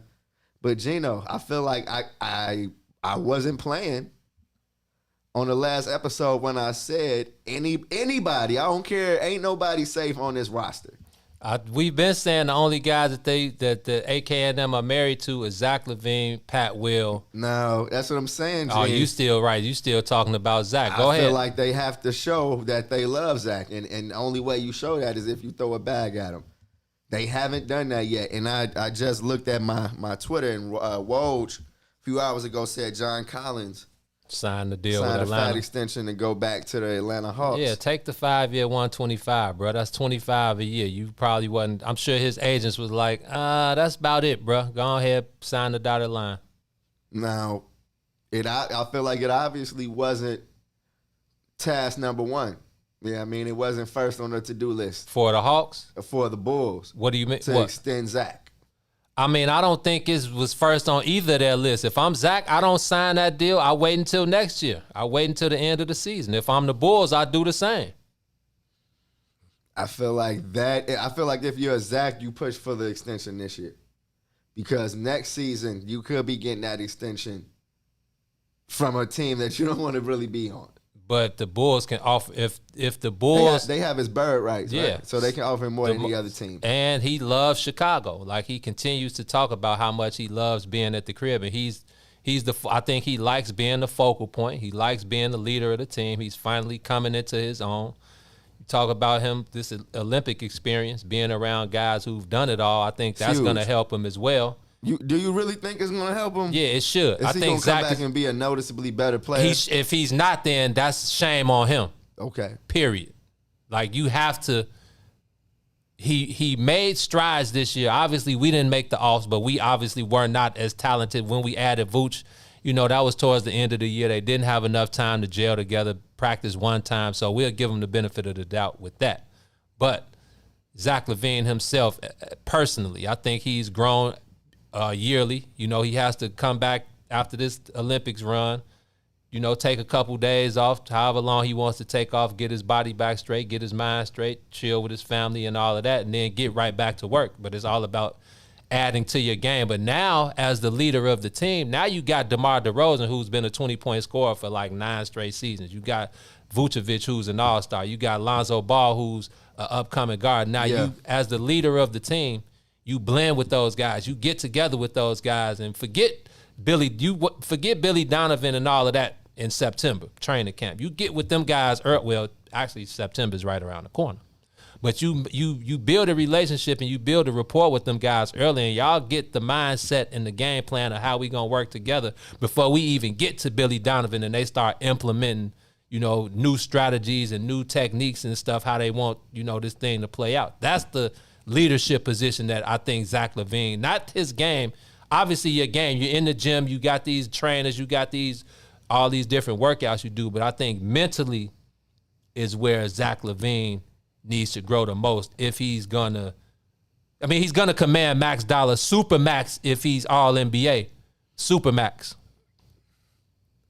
Here's where, Gene, and this is just where I get caught up. What is the recipe for a championship team? For the Bulls? Well, I'm just saying, in the NBA, like, what are the just few things that you just absolutely need? You can't get to the finals without it. And I think, because I do think there are a couple of things that you just can't not have. And one of them is a top 5 player. At worst, top 10. You know what I mean? At worst. And is he top 10? To win a championship? Yes. I can't think of a team over the last 10 years that didn't have one. To win the championship. To win it. You know what I mean? You need an MVP caliber player leading you. I agree with that. And I don't know. First of all, I do know that Zach is not that player right now. And I don't know if he can ascend to that level. Now, here's the other thing. We just said that AK has committed himself to free agency. He's committed himself to growing this team through acquiring players from other teams, not the draft. Okay, so let's go back. So I'm looking at, we'll just start from the Pistons in 2004. The Pistons didn't have one of those guys. Now, that's the Pistons. And that was in 2004. So now we going down the line. The Spurs, obviously Timmy. The Celtics. And they had an up-and-coming top 10 player. When Kawhi was on that team, right? My bad. The Spurs, I mean, yeah, but that was Timmy. Like, that, yeah. 2005, that was classic no, Timmy. Wasn't. Yeah. Uh-huh. The Heat in 2006, D-Wade. And Shaq. Yeah. The Spurs in 2007 again, Timmy. Boston in 2008. You know who they had. Paul, Ray, and KG. That's Three-headed the Chiefs, monster. yeah. The Lakers in 09, Kobe. Lakers 10, Powell. Kobe. 11, Dallas, Dirk. 12, 13, Miami, LeBron and Wade. 14, the Spurs, Timmy, Kawhi. 15, Golden State, Steph. You already know. 16, LeBron. LeBron. 17, KD, Steph. 19, Kawhi with Toronto. 20, Lakers with LeBron and AD. 21, Giannis. Milwaukee and Giannis. Okay. It's just what I feel like a good general manager, you know what I mean, is keeping that in mind. You know what I mean? And I feel like if you're not looking for a top 5 or top 10 player to add to this team this season, you know what I mean? Like this offseason, and Gino, this is where I let what would a good GM do? And I hold them to that standard. Good GM like goes and makes this a Eastern Conference final team this year. You seen Brooklyn not make it. You saw Philly not get it. It's like, and the Bucks got swept the season before. It's like, hold on. The Bucks were 2 inches away from not making the Eastern Conference Finals. Yo, and then you got the Hawks, who are scary, and you got the Knicks, who are not really sure. They just got Kemba Walker. They just got Kemba Walker, and I think on paper they look better than they were, but they have to do it. But I feel like the Bulls are right there. They've already grown, put themselves, I feel like, in that conversation with Atlanta, New York, Indiana, Charlotte. The teams. The Bulls not. You think do you think that's where they are? I think they're in the conversation on paper. I think they've got to be better than those guys. They got to be better than the Pacers and the Hornets. They got to be right there with the Hawks and the Knicks. I feel like how I am is that they have to show me that they're better than them first. Damn. Because LaMelo Ball is a special player. I feel like their trajectory is different from the Bulls because I feel like they have a player with top 5, top 10 potential. And he's also young enough. Like the talent around him, I don't think balances out. And when it's you talk be about tough in Charlotte, right? Scary Terry and all of those, and they go hard. They you know do. But they're that little engine that could team. They gonna leave it all on the floor and max out. I'm giving the Bulls. I'm putting the Bulls right with the Knicks and the Hawks. I feel like the Hawks may have overachieved. I could be hating, but I feel like the Hawks overachieved. They have to show me again next year. Yeah. So I will put the Bulls, if not with the Hawks and the Knicks, I will put the Bulls over the Knicks. I will put the Bulls with the Knicks right under the Hawks. Okay, so right in that 4 to 5, 4, 5, 6. 100%. 100%. That's where I stand. And see now. Should be. I'm with you now. Now y'all gotta show us. But see now, here's if I'm AK, that's good. But that's not good enough. I need to be close to Miami. You know what I mean? Now they got who? They brought over PJ Tucker, Kyle Lowry. Ain't they getting Markieff Morris? They did get Markieff Morris. In the last tweet I saw, they just signed Victor Oladipo. Come on, man. No, wasn't he? Where was Victor last year? He was remember he got traded to Houston. He stayed there? Yep, he got hurt. I thought he went to Miami. No, he was rumored to get traded to Miami. That didn't happen. So now they got Oladipo. Now they got Oladipo, Jimmy, Kyle Lowry, Bam Adebayo, Markieff Morris, Duncan Robinson just got $90. Tyler Hero was off the bench. Wow. And somebody else, I think they just. But yeah, they let Kendrick Nunn go to the Lakers. Yeah. But Gene, I just feel like if this is all that AK does, then going from a team that's not even in the play-in situation to end the same conversation with the Knicks and the Hawks as far as up and coming teams, I feel like it deserves an applause. But at the same time, you have to maximize the amount of time that you got with DeMar DeRozan and Nikola Vucevic, right? Yes. And now that's why until I see that Zach has signed an extension, and I'm going to be considering the fact that he's a trade candidate. Because now he is, I feel like, obviously the piece that could bring in the most. You don't have a first-round pick to move anymore, but you still have Lowry and Kobe. Man, Lowry got to kick rocks. And could possibly bring in another team. Gene, I'm taking my magnifying glass, bro, and I'm literally going up and down every roster. What top 10 players disgruntled? I know Kawhi is probably sitting in the Clippers office right now. We mentioned Karl Anthony Towns, but Gene, who have the Portland Trail Blazers? Bro, did you see that? Brought on to play with Dame after he spent this offseason saying you got it. So now my sentiments have changed drastically. Yes. I've come to the other side, T. Let's go. Dame, let me talk to you for a second, bro. Well, I mean, I don't really. I let Lotto talk. I'm gonna let my boy Lotto talk to him. Come on.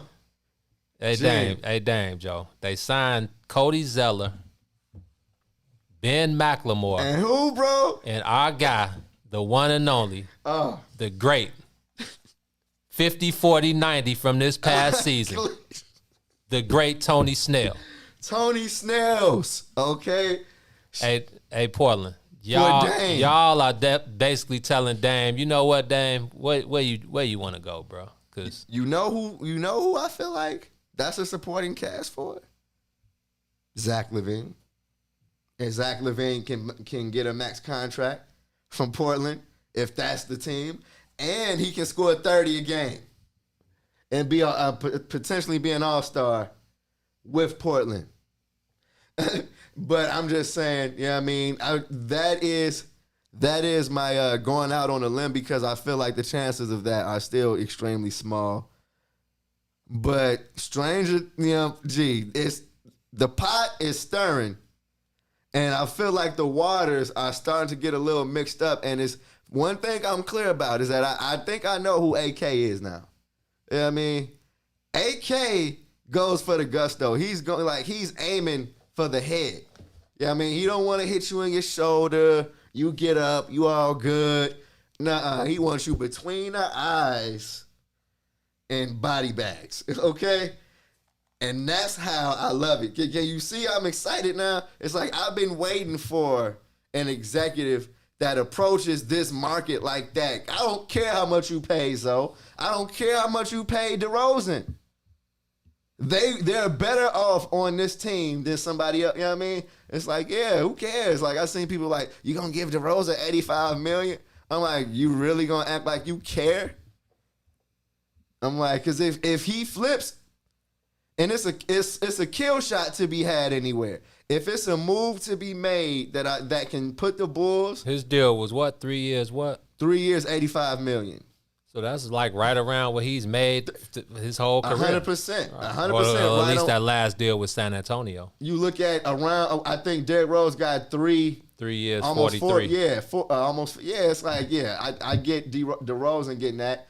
He's expanded his game and is more of a playmaker than I think people realize. No, he averaged like 6.5 assists last year, so he's a willing passer. Had like 12, 13 double-doubles that were points and assists. Yeah, he's a fantastic mid-range player. Oh, fantastic, bruh. Mugs are going to love DeRozan in the mid-range. And he's a stand-up guy, and he's from the hood, so he got that it factor. And you see Lotto said, don't forget the Mark Eversley. Oh, yeah, that relationship. It's just a different world. Like, who is Gar Forman and them connected to? Fred Hoiberg and Doug McDermott. Man, ain't Gar Forman ruining somebody else's front office now? Yeah.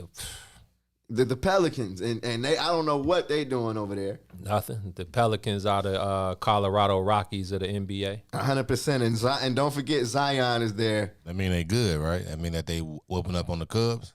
You said the Colorado Rockies, right? Well, there ain't too many teams that can't whoop up on the Cubs right now. We'll get to that towards the end of the show. As far as organizations, though, the Rockies the Rockies are the trash. In the dumpster fire. They're trash bag organization right now. But, yeah, man, I'm with you, bro. I was just looking up and down the timelines yesterday, and I was seeing Bulls Nation excited, man. People talking about playing with the Bulls on 2K. And did you see Larry and Russ? When Russ was like, well, man, who are the Bulls beating, though? Yeah. And Larry retweeted him and said, who is this clown? I did see that, bro. I think at the Bulls actually, to me, and not to be like a Chicago fan, but I think they have a better roster than actually the Milwaukee Bucks. If you really look at that team, I think they got more firepower. Minus Giannis, but who else they like really have as a star? Because Chris Middleton, I'm sure we all saw it. He will go missing on you. He will go missing. DJ, he averaged 24, 6, and 5 in the finals. And Joe. he You put can't the go dagger in game. You can't go too much. Bro, he went missing game 1 and 2. He went missing 2 games. He went missing 2 games every series. Drew Holiday too went missing a couple of times. Am I right? Like, if you really think about it, like, I think that the Bulls are like the 3rd best team in the East to me. On paper. The 76ers in Brooklyn. I mean, the Bulls got a better roster than the Sixers, if you ask me. Time Joel out, Embiid. Time out. Other than Joel Embiid, who the Sixers No. got? True. But Joel Embiid alone makes them better than the Bulls. Damn, Joe. Yes, like Joel Embiid. Joel is a Embiid top is 3 better player. than Zach, DeMar yes, DeRozan, yep. Vucevic, and Zoe put together? With Yep. coaching, Okay. With the Doc over there too. Man, Doc, I love Doc, but Doc ain't really showing me nothing, man. Yo, it's no way. Damn, DeMar. The Bulls are not better than the Heat right now. That's now we talking. I don't think the Bulls have a better roster than the Heat do. Nah, when it's winning time, Right. Bulls got to show me. Oh, that that's different. I thought we was talking about on paper. on paper. Yeah. I think the Bulls are rightfully. I still put Where them they- in that 4, 5, 6. Me too. range, even on paper, because I feel like even with Julius Randle. Julius Randle, We R.J. definitely Barrett, better than the Knicks. D. Rose, And the Knicks just scooped up Kemba Walker. And need that- hey. And I think they got a better coach. You need that Dr. Umar mean. Yeah. I think the Bulls have done a bunch of heavy lifting, and I really like the starting 5. Honestly, I feel like the starting 5 to not have to worry about Kobe or Sato Going from Kobe or Sato, Lonzo. Zach, And Laurie, and Wendell, DeRozan. and who else? The beginning of the Denzel, season last Valentine. year, Denzel definitely wasn't starting. Who? I'm just saying from the core of Kobe, Zach, Yeah. Laurie, and Wendell to the core of Zoe, Thaddeus was Zach, there too. Thaddeus. Vooch, and DeRozan. DeRozan. That says a lot. That gives me, that deserves maybe not high praise for AK and Mark Eversley, but it deserves. Oh yeah. You can't sleep on that. Now the last thing is that I feel like the question of who are they gonna beat? I don't feel like that's a fair question because they are totally in the range of teams that I feel like if any injuries happen, then somebody from that 4, 5, 6 range is gonna catapult into the 3, 4 range. And I feel like the Bulls are totally a candidate for that. But at the same time, I think the question that has to still be asked is how do you continue to get better? You know what I mean? Not necessarily who are they going to beat, but how can AK continue to grow this team now without the first round picks? It's clear that he's going to be digging in the pot to get a free agent, and trades are going to be the biggest way he grows his team. He has three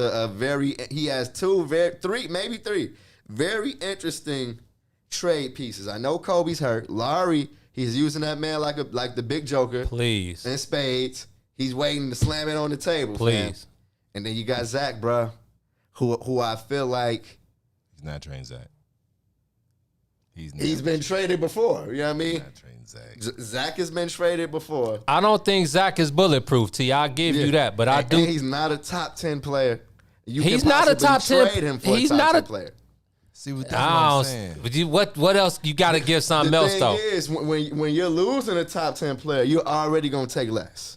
You know what I mean? So if you lose in the, say that again. If you're the team that's trading the top 10 player, you're not going to get, you'll probably get a top 15, top 20 player in return. Zach is that. You know what I mean? And depending on the team, because like you said, it's got to be a team who knows that it's over with for them and they need to start a rebuild. Facts. And most of the time, you trading your top. And that's a lot of teams. Yeah. But how Because- many teams in the league have a top 10 player? Because it's a couple teams that got 3 top 10 players on one team. A couple of them got 2. It's like 4 teams probably make up the top 9 players in the league. Now check this. Now if I'm Portland, and Yeah, of course. if I'm Portland, I trade Dame. I bring Zach in. I already know that I'm going to be one of the worst teams in the NBA. You got Zach as your first piece, and then you can build through the draft. And Zach is from Seattle. Yeah, Zach, come on. Closer to the crib. Can you feel it? Yeah, DJ, bring him home. Hey, Dame, that mild sauce can change your life, bro. It's his time. He already done played. He already done played on the Timberwolves, and they sucked. He came to the Bulls. They sucked. Rebuild. They suck. Now it's his chance to say, he look around and said, this is the best team I've been on. And you already talking about shipping the man right back. But if I'm AK, I got a job to do. You know what I got a mean? job to do. So you put these pieces. Now, I don't believe that we have a top 10 for sure. But what I can say you is that now it's player development. Don't act like we ain't just see Zach for a stint was putting up 30. You know what I'm saying? So just imagine if Zach come out there with that mentality where I'm going to drop 30 with these other pieces around it, I believe that he can put himself in that top 15 talking, and that's really all we need with these other players around. DeRozan just averaged 21. So all the boys need to win a championship is for Zach to turn into a top 15 player.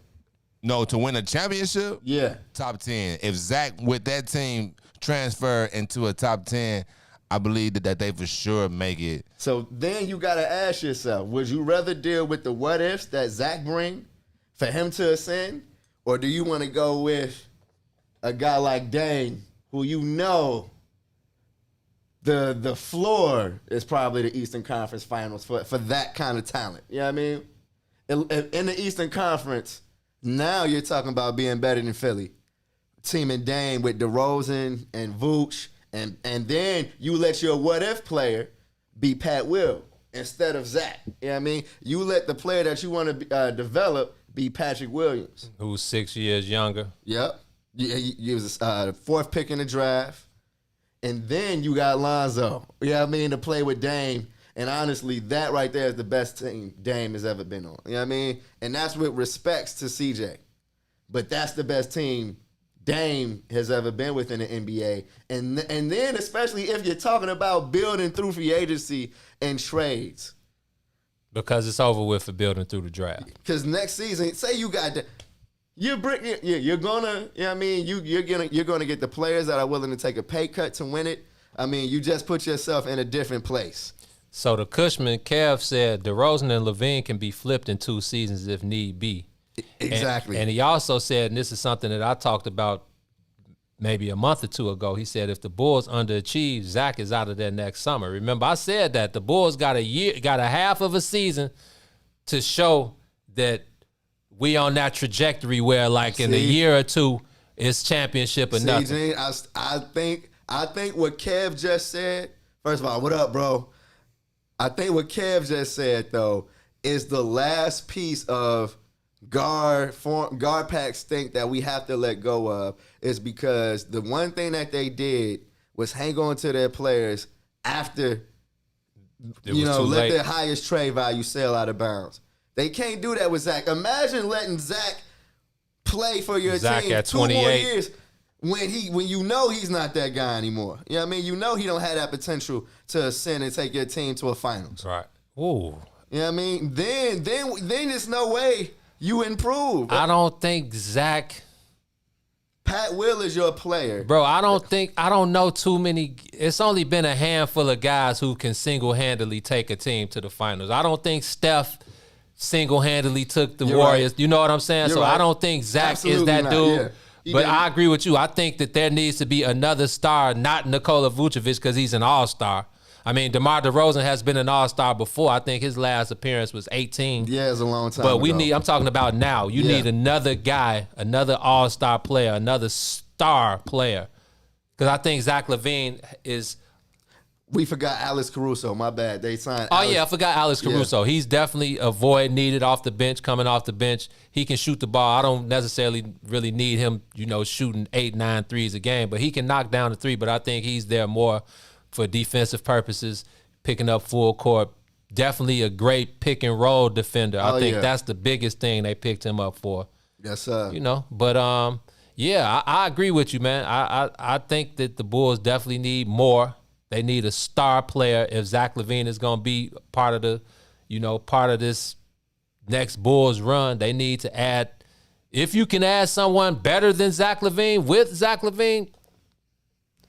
But they definitely need somebody on par with Zach to pair with Zach LaVine and DeMar DeRozan, Vucevic, and everybody else going forward. So I agree with you, man. But I'm excited, bro. I'm just excited that we're finally a team that I can watch. I mean, we're there anyway, but it was very hard to sit in the United Center and watch those games. It was, Gino, it was extremely hard, bro. Like, not even a joke. Like, it's always a blessing to be in position to cover these teams. But to see the UC in the state that it was, bruh, the button had to be pressed. I feel like we've gotten love for being one of the groups to go ahead and help push the button. And I definitely always have no problem with like taking the bow for our part. You're welcome. We had a bunch of fun pushing the button on Gar Foreman and John Paxson. When we look about, Kevin said, go get Marvin Bagley for next to nothing and watch what happens. I don't dislike that move. I feel like that's a move that you going. Yeah, it can't hurt. Yeah, it can't hurt. Yeah, period. And that's not bad. You know what I mean? I'm not mad at that. So when we look around the rest of the league and the rest of the free agent signings, I'm just saying he's absolutely awful on defense, though. But go ahead. Yeah, true. But ain't too many guys that's not awful on defense. It's a few awful players on defense on the team right now. They are. And when people talk about defense, it's like, yeah, at the end of the day, in the playoffs, in the championship, it definitely comes down to because they're going to let you play in the finals. And it basically is coming down to who's going to get that stop that matters the most. But regular season, NBA ain't no defense, so whatever. But when we look around the rest of the NBA and the trades, I'm going to just run some down with the free agent signings. Chris Paul to re-sign with the Suns, going to be there till he's 40. Yeah, big move for him. Kemba Walker signs with the Knicks after he the OKC buyout. A lot of people cold on Kemba. I still like him. I like Kemba. I think Kemba got a lot to offer. It's all about his health, getting them knees in order. And again, now you playing with Tibbs, guy that's gonna hold you accountable. You gotta, Oh yeah, he'll be ready. Because Kemba is he's a gamer type of player. He's kind of old school, and you got Rose, backing him up, or Kemba backing him up. I feel like that's the question now. So yeah, that's Rose off the oak. Mike Conley re-signs with the Jazz. I know a lot of people ain't too high on Mike Conley. I'm like, man, let that man get his money, man. Right off into the sunset now, bro. Yeah, 3 years, what, $72 million? Staying, go crazy. For a guy that just got his first All-Star, shout out to DJ. Right. The Heat got Kyle Lowry in that sign and trade. Jimmy Butler's gonna make $50 million in 2026, and Duncan Robinson signed for 5 years, $90 million. People, I seen a few comments on the Jimmy Butler situation. Man, let that man get his money, man. Stop hating. I don't know of a more perfect fit than him on that Heat team. Yeah, He's totally the face. Let Jimmy get his $50 in 2026, man. Shout out to that man for getting money. Honestly, bro, like we know where Jimmy came from. Like, man, like what he's turned his career into, you gotta like that one. Carmelo Anthony, 1 year deal with his boy finally. And I saw they already working out. Even I saw Melo in the crowd. Yeah, at the Versus last night. That was cool. Yeah, he was with Taj Gibson. I saw Taj, yeah. who signed back with the Knicks. Yeah, so yeah. I'm not mad at the Melo move. I feel like Melo is you get the Melo and LeBron, late in their career. It was only right. Yeah. It was only right. He's had to play with his homie. Remember, he was supposed to play with the big three in Miami, but the money. Yeah, I'm choosing $30 million too. John Collins finally agreed to the 125-year, 125 with the Heat. With the Hawks. One of my favorite young players in the league. That's 25 a year, man. I guess John Collins was like, man, they throwing bread around, bro. I can't get 30. Hey, honestly, when it's home, it hit different. You know what I mean? You ain't paying for nothing in Atlanta, no way. You the man, and right. You good. Tim Hardaway Jr. 4 years, what, $72 million in Dallas? With Dallas, right? I saw he turned down 30. 30 what? A year? Now say the contract he got. I think he got 4 years for $72 million in Dallas. Yeah, the Pelicans were throwing a fat bag at him. Wow. And he chose to stay in Dallas. That's cool. Play with Luka. It's cool. And Mark Cuban. It's cool. Yeah, Mark Cuban got them intangibles. Oh yeah, come on, man. I'm got sure you, they Joe. got all type of technology in their crib. I got you. Doug McDermott, 3 years, $42 million with the Pacers. First of all, give his Agent of the Year award, and also pass whatever y'all got lit up over here, because Doug McDermott just got. I think Rose got Rose $1 got over $1 him. million more. Yeah, It's absolutely crazy that somebody's valuing Doug McDermott like that. He's not even that good of a 3-point shooter. I mean, he shot 40%. But I feel like he played a lot. You know what I mean? Okay. Like he played a lot, didn't take a bunch of shots. I'm not spending my time talking about Doug McDermott. Gino, that's why I love you, bro. Let's go. Dwight Howard, back with the Lake Show. Hit for the third time, bro. After, what he went through the first time, I would have thought he'd never be anywhere near that team again. He got a ring with him a couple years ago. Probably should have, he could have stayed. I'm pretty sure he wishes he would have stayed. Yeah, but you go back up Joel Embiid. The money was right, but now he gets to go back. Trevor Ariza, Wayne Ellington, and Kent Bazemore 1-year deals with the Lakers. Great moves. I feel like Trevor Ariza still brings some of what he brought to the table a few years ago. He can hit the open three. Can be sort of a ball handler. You know what I mean? At the top of the key, but Kent Bazemore and Wayne Ellington, they looking for some vets. shoots. Yeah. And Wayne Ellington said, Kent Bazemore was basically like, I would have stayed in Golden State, but the role they had me on there was like, no, I'm good. Let me take it to the Lake Show. And it's like, Kent Bazemore, I don't really know what your role is going to be in L.A. You might be. Didn't they bring over, who did they just sign? Everybody. Kendrick Nunn. Yeah, Kendrick Nunn. They signed somebody before Yeah, they him. signed a whole bunch of guys. Was it Corey Joseph? Was it Corey Joseph? Nah, they signed. It wasn't Corey Joseph. It was somebody. I know else. they signed like For the 6 or minimum. 7 guys. Yeah. Malik. Yeah. Oh, Malik. Oh, yeah. Malik a dog, too. If they Yeah. play that cards right, that boy could be 17, 18 off the bench with no problem. And I really like the Kendrick Nunn signing, bro. Yeah, no doubt. Yeah. I think those, other And than they brought Taylor back for 3 years, 32 mil, Ooh. that was a cake up for Taylor. Taylor. And they cut Alfonso today. They cut Zoe McKinney. Yeah.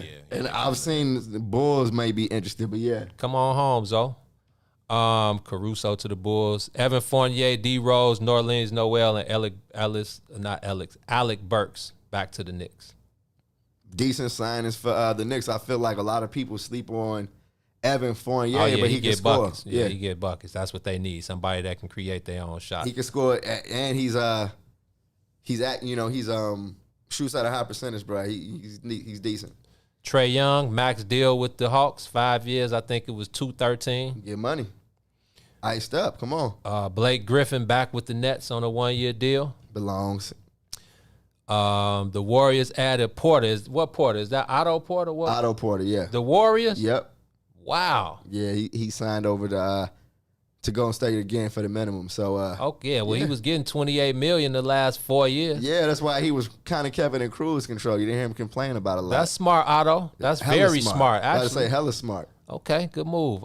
Steph with the 4-year, $215. And I feel like that is $50. Gee, that is. I feel like he deserves it, but it's still crazy. It's absolutely 50 insane. million, yeah. Steph and Alex Rodriguez, I think, are the only 2 players in modern sports history to sign 2 $200 million deals. So shout out to them guys for caking up.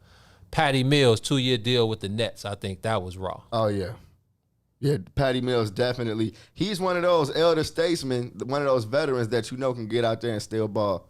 Like a kind of in the Jamal Crawford mode, even though that Jamal Crawford is a get buckets mug. Patty Mills will keep the wheels turning for you.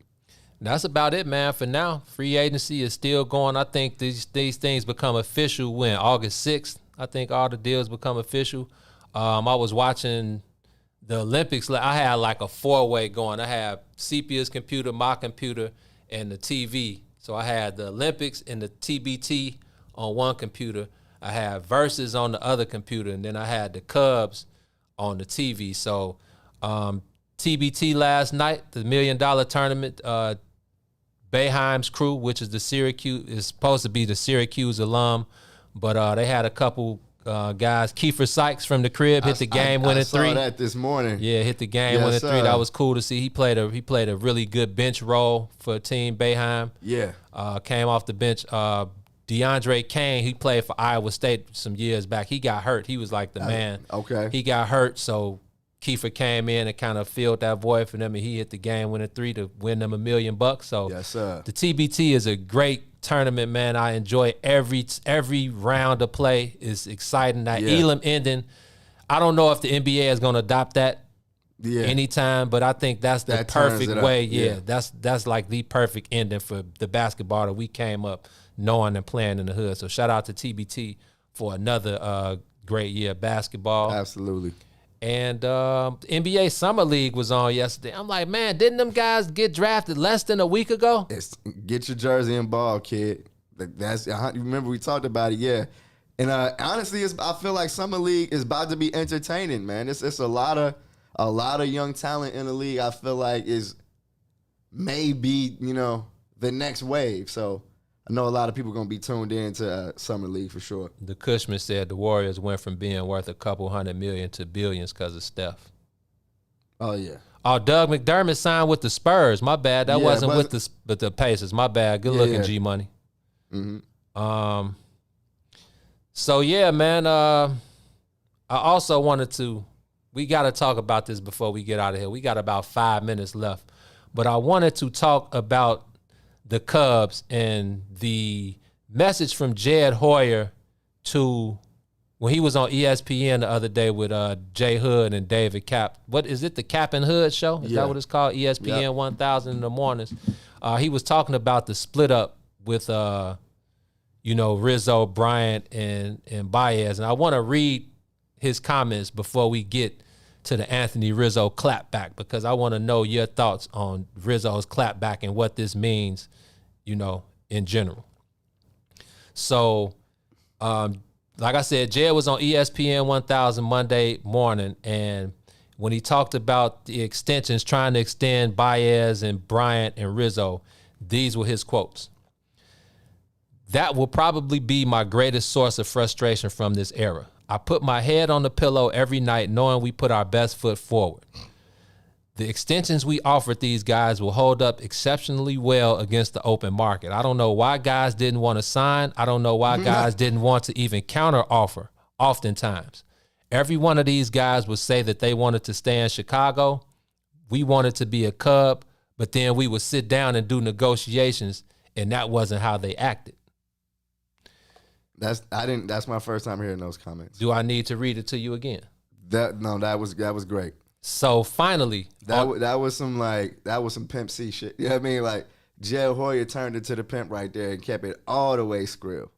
On the flip side, DJ, you got me queued up over there. On the flip side, Anthony Rizzo was on ESPN 1000 yesterday, and he had this to say. He really came on Chicago radio, which shows that his true ties are still here. Oh man, this is crazy, G.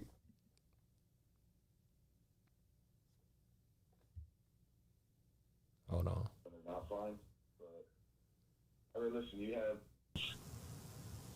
When it comes to the guys on our team and what sounds like a bad breakup and the person saying that they're fine when they're not fine, but listen, you have.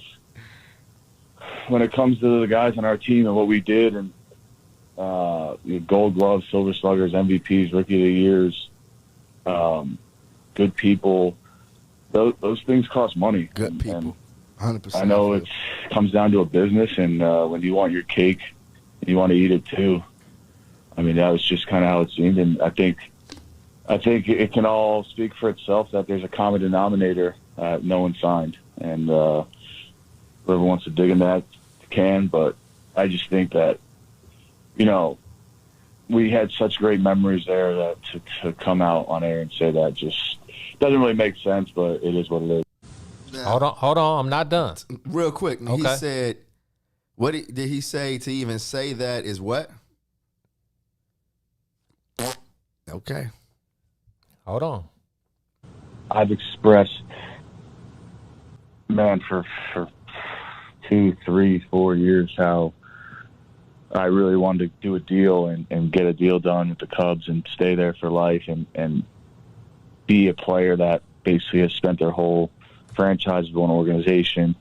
So I think in spring training when the deals, obviously at the time, whatever, I don't want to get into all that, didn't even come close to happening. That's when I kind of hurt the most, and the writing was kind of on the wall that it was kind of going in a new direction. And I never let that hope. I mean, it's still how I feel. I love everything about Chicago, and it'll always be front and center on my heart.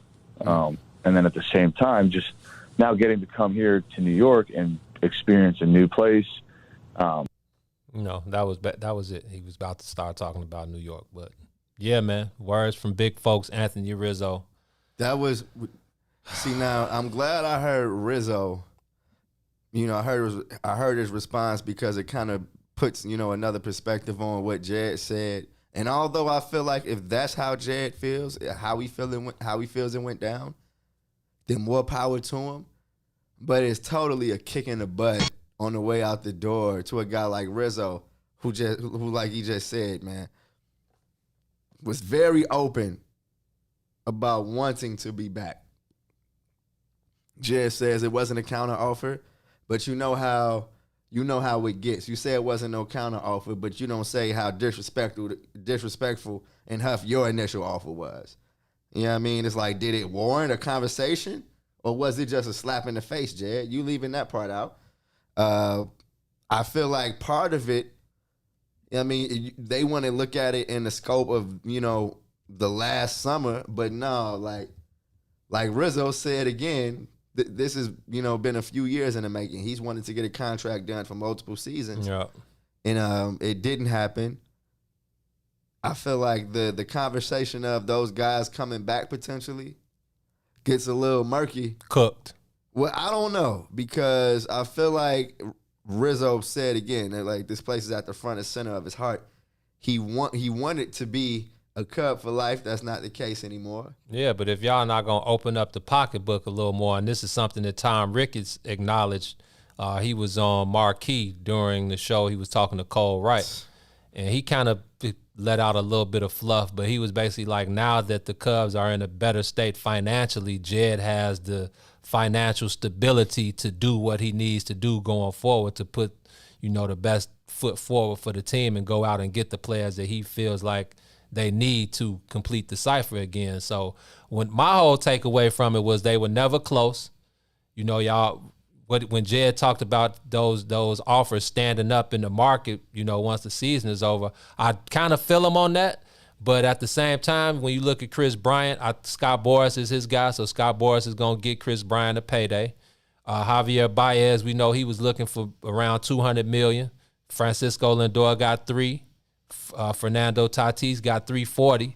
So Javi he didn't have the seasons that those guys did. Yeah. But I understand why he thinks that he can get $200 million. That ballpark, 100%. So and again with Rizzo, the deal they offered him, I think it was 5 years, $70 million. I don't know. Personally, I don't know how much more he thinks he's gonna get in the market. Obviously, his agents are telling him something different.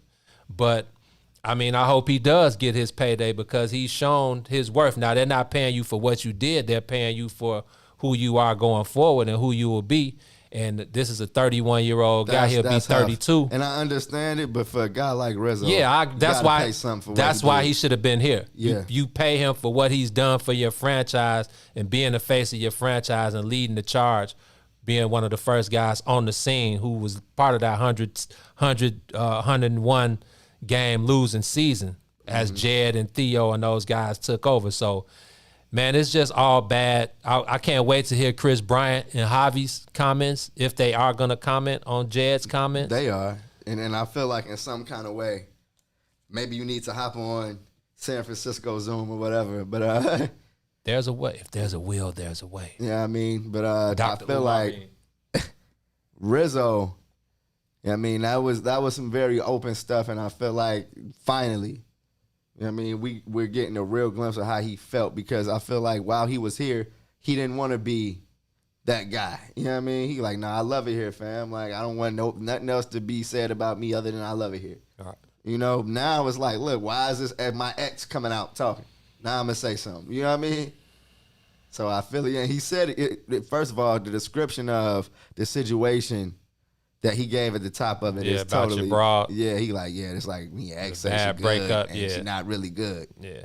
Like, that's 100% what it is. Might come slash your tires or bust your windows out, man. Because Jed's getting the hate mail. Like, you know what I mean? I don't know if anybody showed up at his crib under the Lightfoot Act, but I'm sure Jed doesn't like the vibes and pressure that's being thrown at him. He like, look, what the hell y'all want me to do? That's kind of his stance. So, well, the Cubs got scraped by the Rockies last night. They are in Colorado for 2 more games today and tomorrow before they come home. That's why DJ said that. Okay. Yeah, they got scraped. But before they come home to face the World Series looking like they'll be representing the AL first place Chicago White Sox. So it's always good to see that. We'll both be at Wrigley, Gino. So Okay. The Crosstown Classic is in full effect, so I'll be looking forward to that. But, yeah, it's all bad. Shout out to the Cubs, too, though. They let me park in the You in the Camry Toyota lot. Oh, yeah, the Camry lot. Okay. For the Gibbs show. Okay. Oh, wow. Yeah, so I was all good. I was home free. Like a bud. Like a bird, yeah. So, yeah, man, on that note, another edition of On the Soil in the books. We appreciate all of the family members, everybody on the YouTube, on the Facebook, on the Twitter, Periscope, Instagram, Twitch, whatever your social media vice of choice is. The love is much appreciated, man. And there would be no The Bigs or On the Soil without the family members, man. Just the facts. So we will see you guys on Friday. For my player partner, T-Tom. For the illest guy behind the boards, our boy DJ, a.k.a. Reese the Ruler, who will be back on What's in It for the Black People Media Network tonight, 8:30, right, or 9:30? 8:30, Week Ho Wednesdays, man. Make sure y'all tune in. They were off last week, so I already know DJ got something up his sleeve. And I'll be tuned in, man. I got to link up with my boy, him and Toy. They got the vibe, so make sure y'all tune in to Week Ho Wednesday tonight. Chris the Critic show tonight. Our boy Brian Foster from In the Zone. They got it cracking tonight. So a lot of stuff to tune in to tonight on the network, man. So with that being said, we going to get out of here, but y'all know how we do over here. Show love, spread love, stay away from the haters. Circulate the dollar with your people. I'm rocking the joint right now, but I'm going to keep it low key until we get it officially ready for the people. But I'm rocking the joint right now. But circulate the dollar with your people, man. But most importantly, always keep it player, man. There's a lot of unplayer individuals running around out here, and y'all are making the brothers look bad. But before we get into it, man, I got to give y'all send some prayers up for Cuz, man. Tucson Werner Cuz. If y'all didn't see his Facebook message today, he's in the hospital. He said he was having chest pains or something a couple days ago. So he is in the hospital undergoing some tests. Everything is going to come back all right. Cuz is a warrior. Cuz is one of them guys. And hey, you know T is with you too, man. Definitely sending some up for you, but I know you good, bro. Yeah, positive vibes to Cuz, man. So go hit his page. If you know him personally, send him a text, call him, whatever you do, send Cuzzo some love, man. So,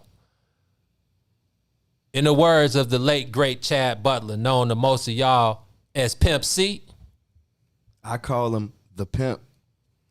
Hey, man. Get off the boo-boo. It's us. We out.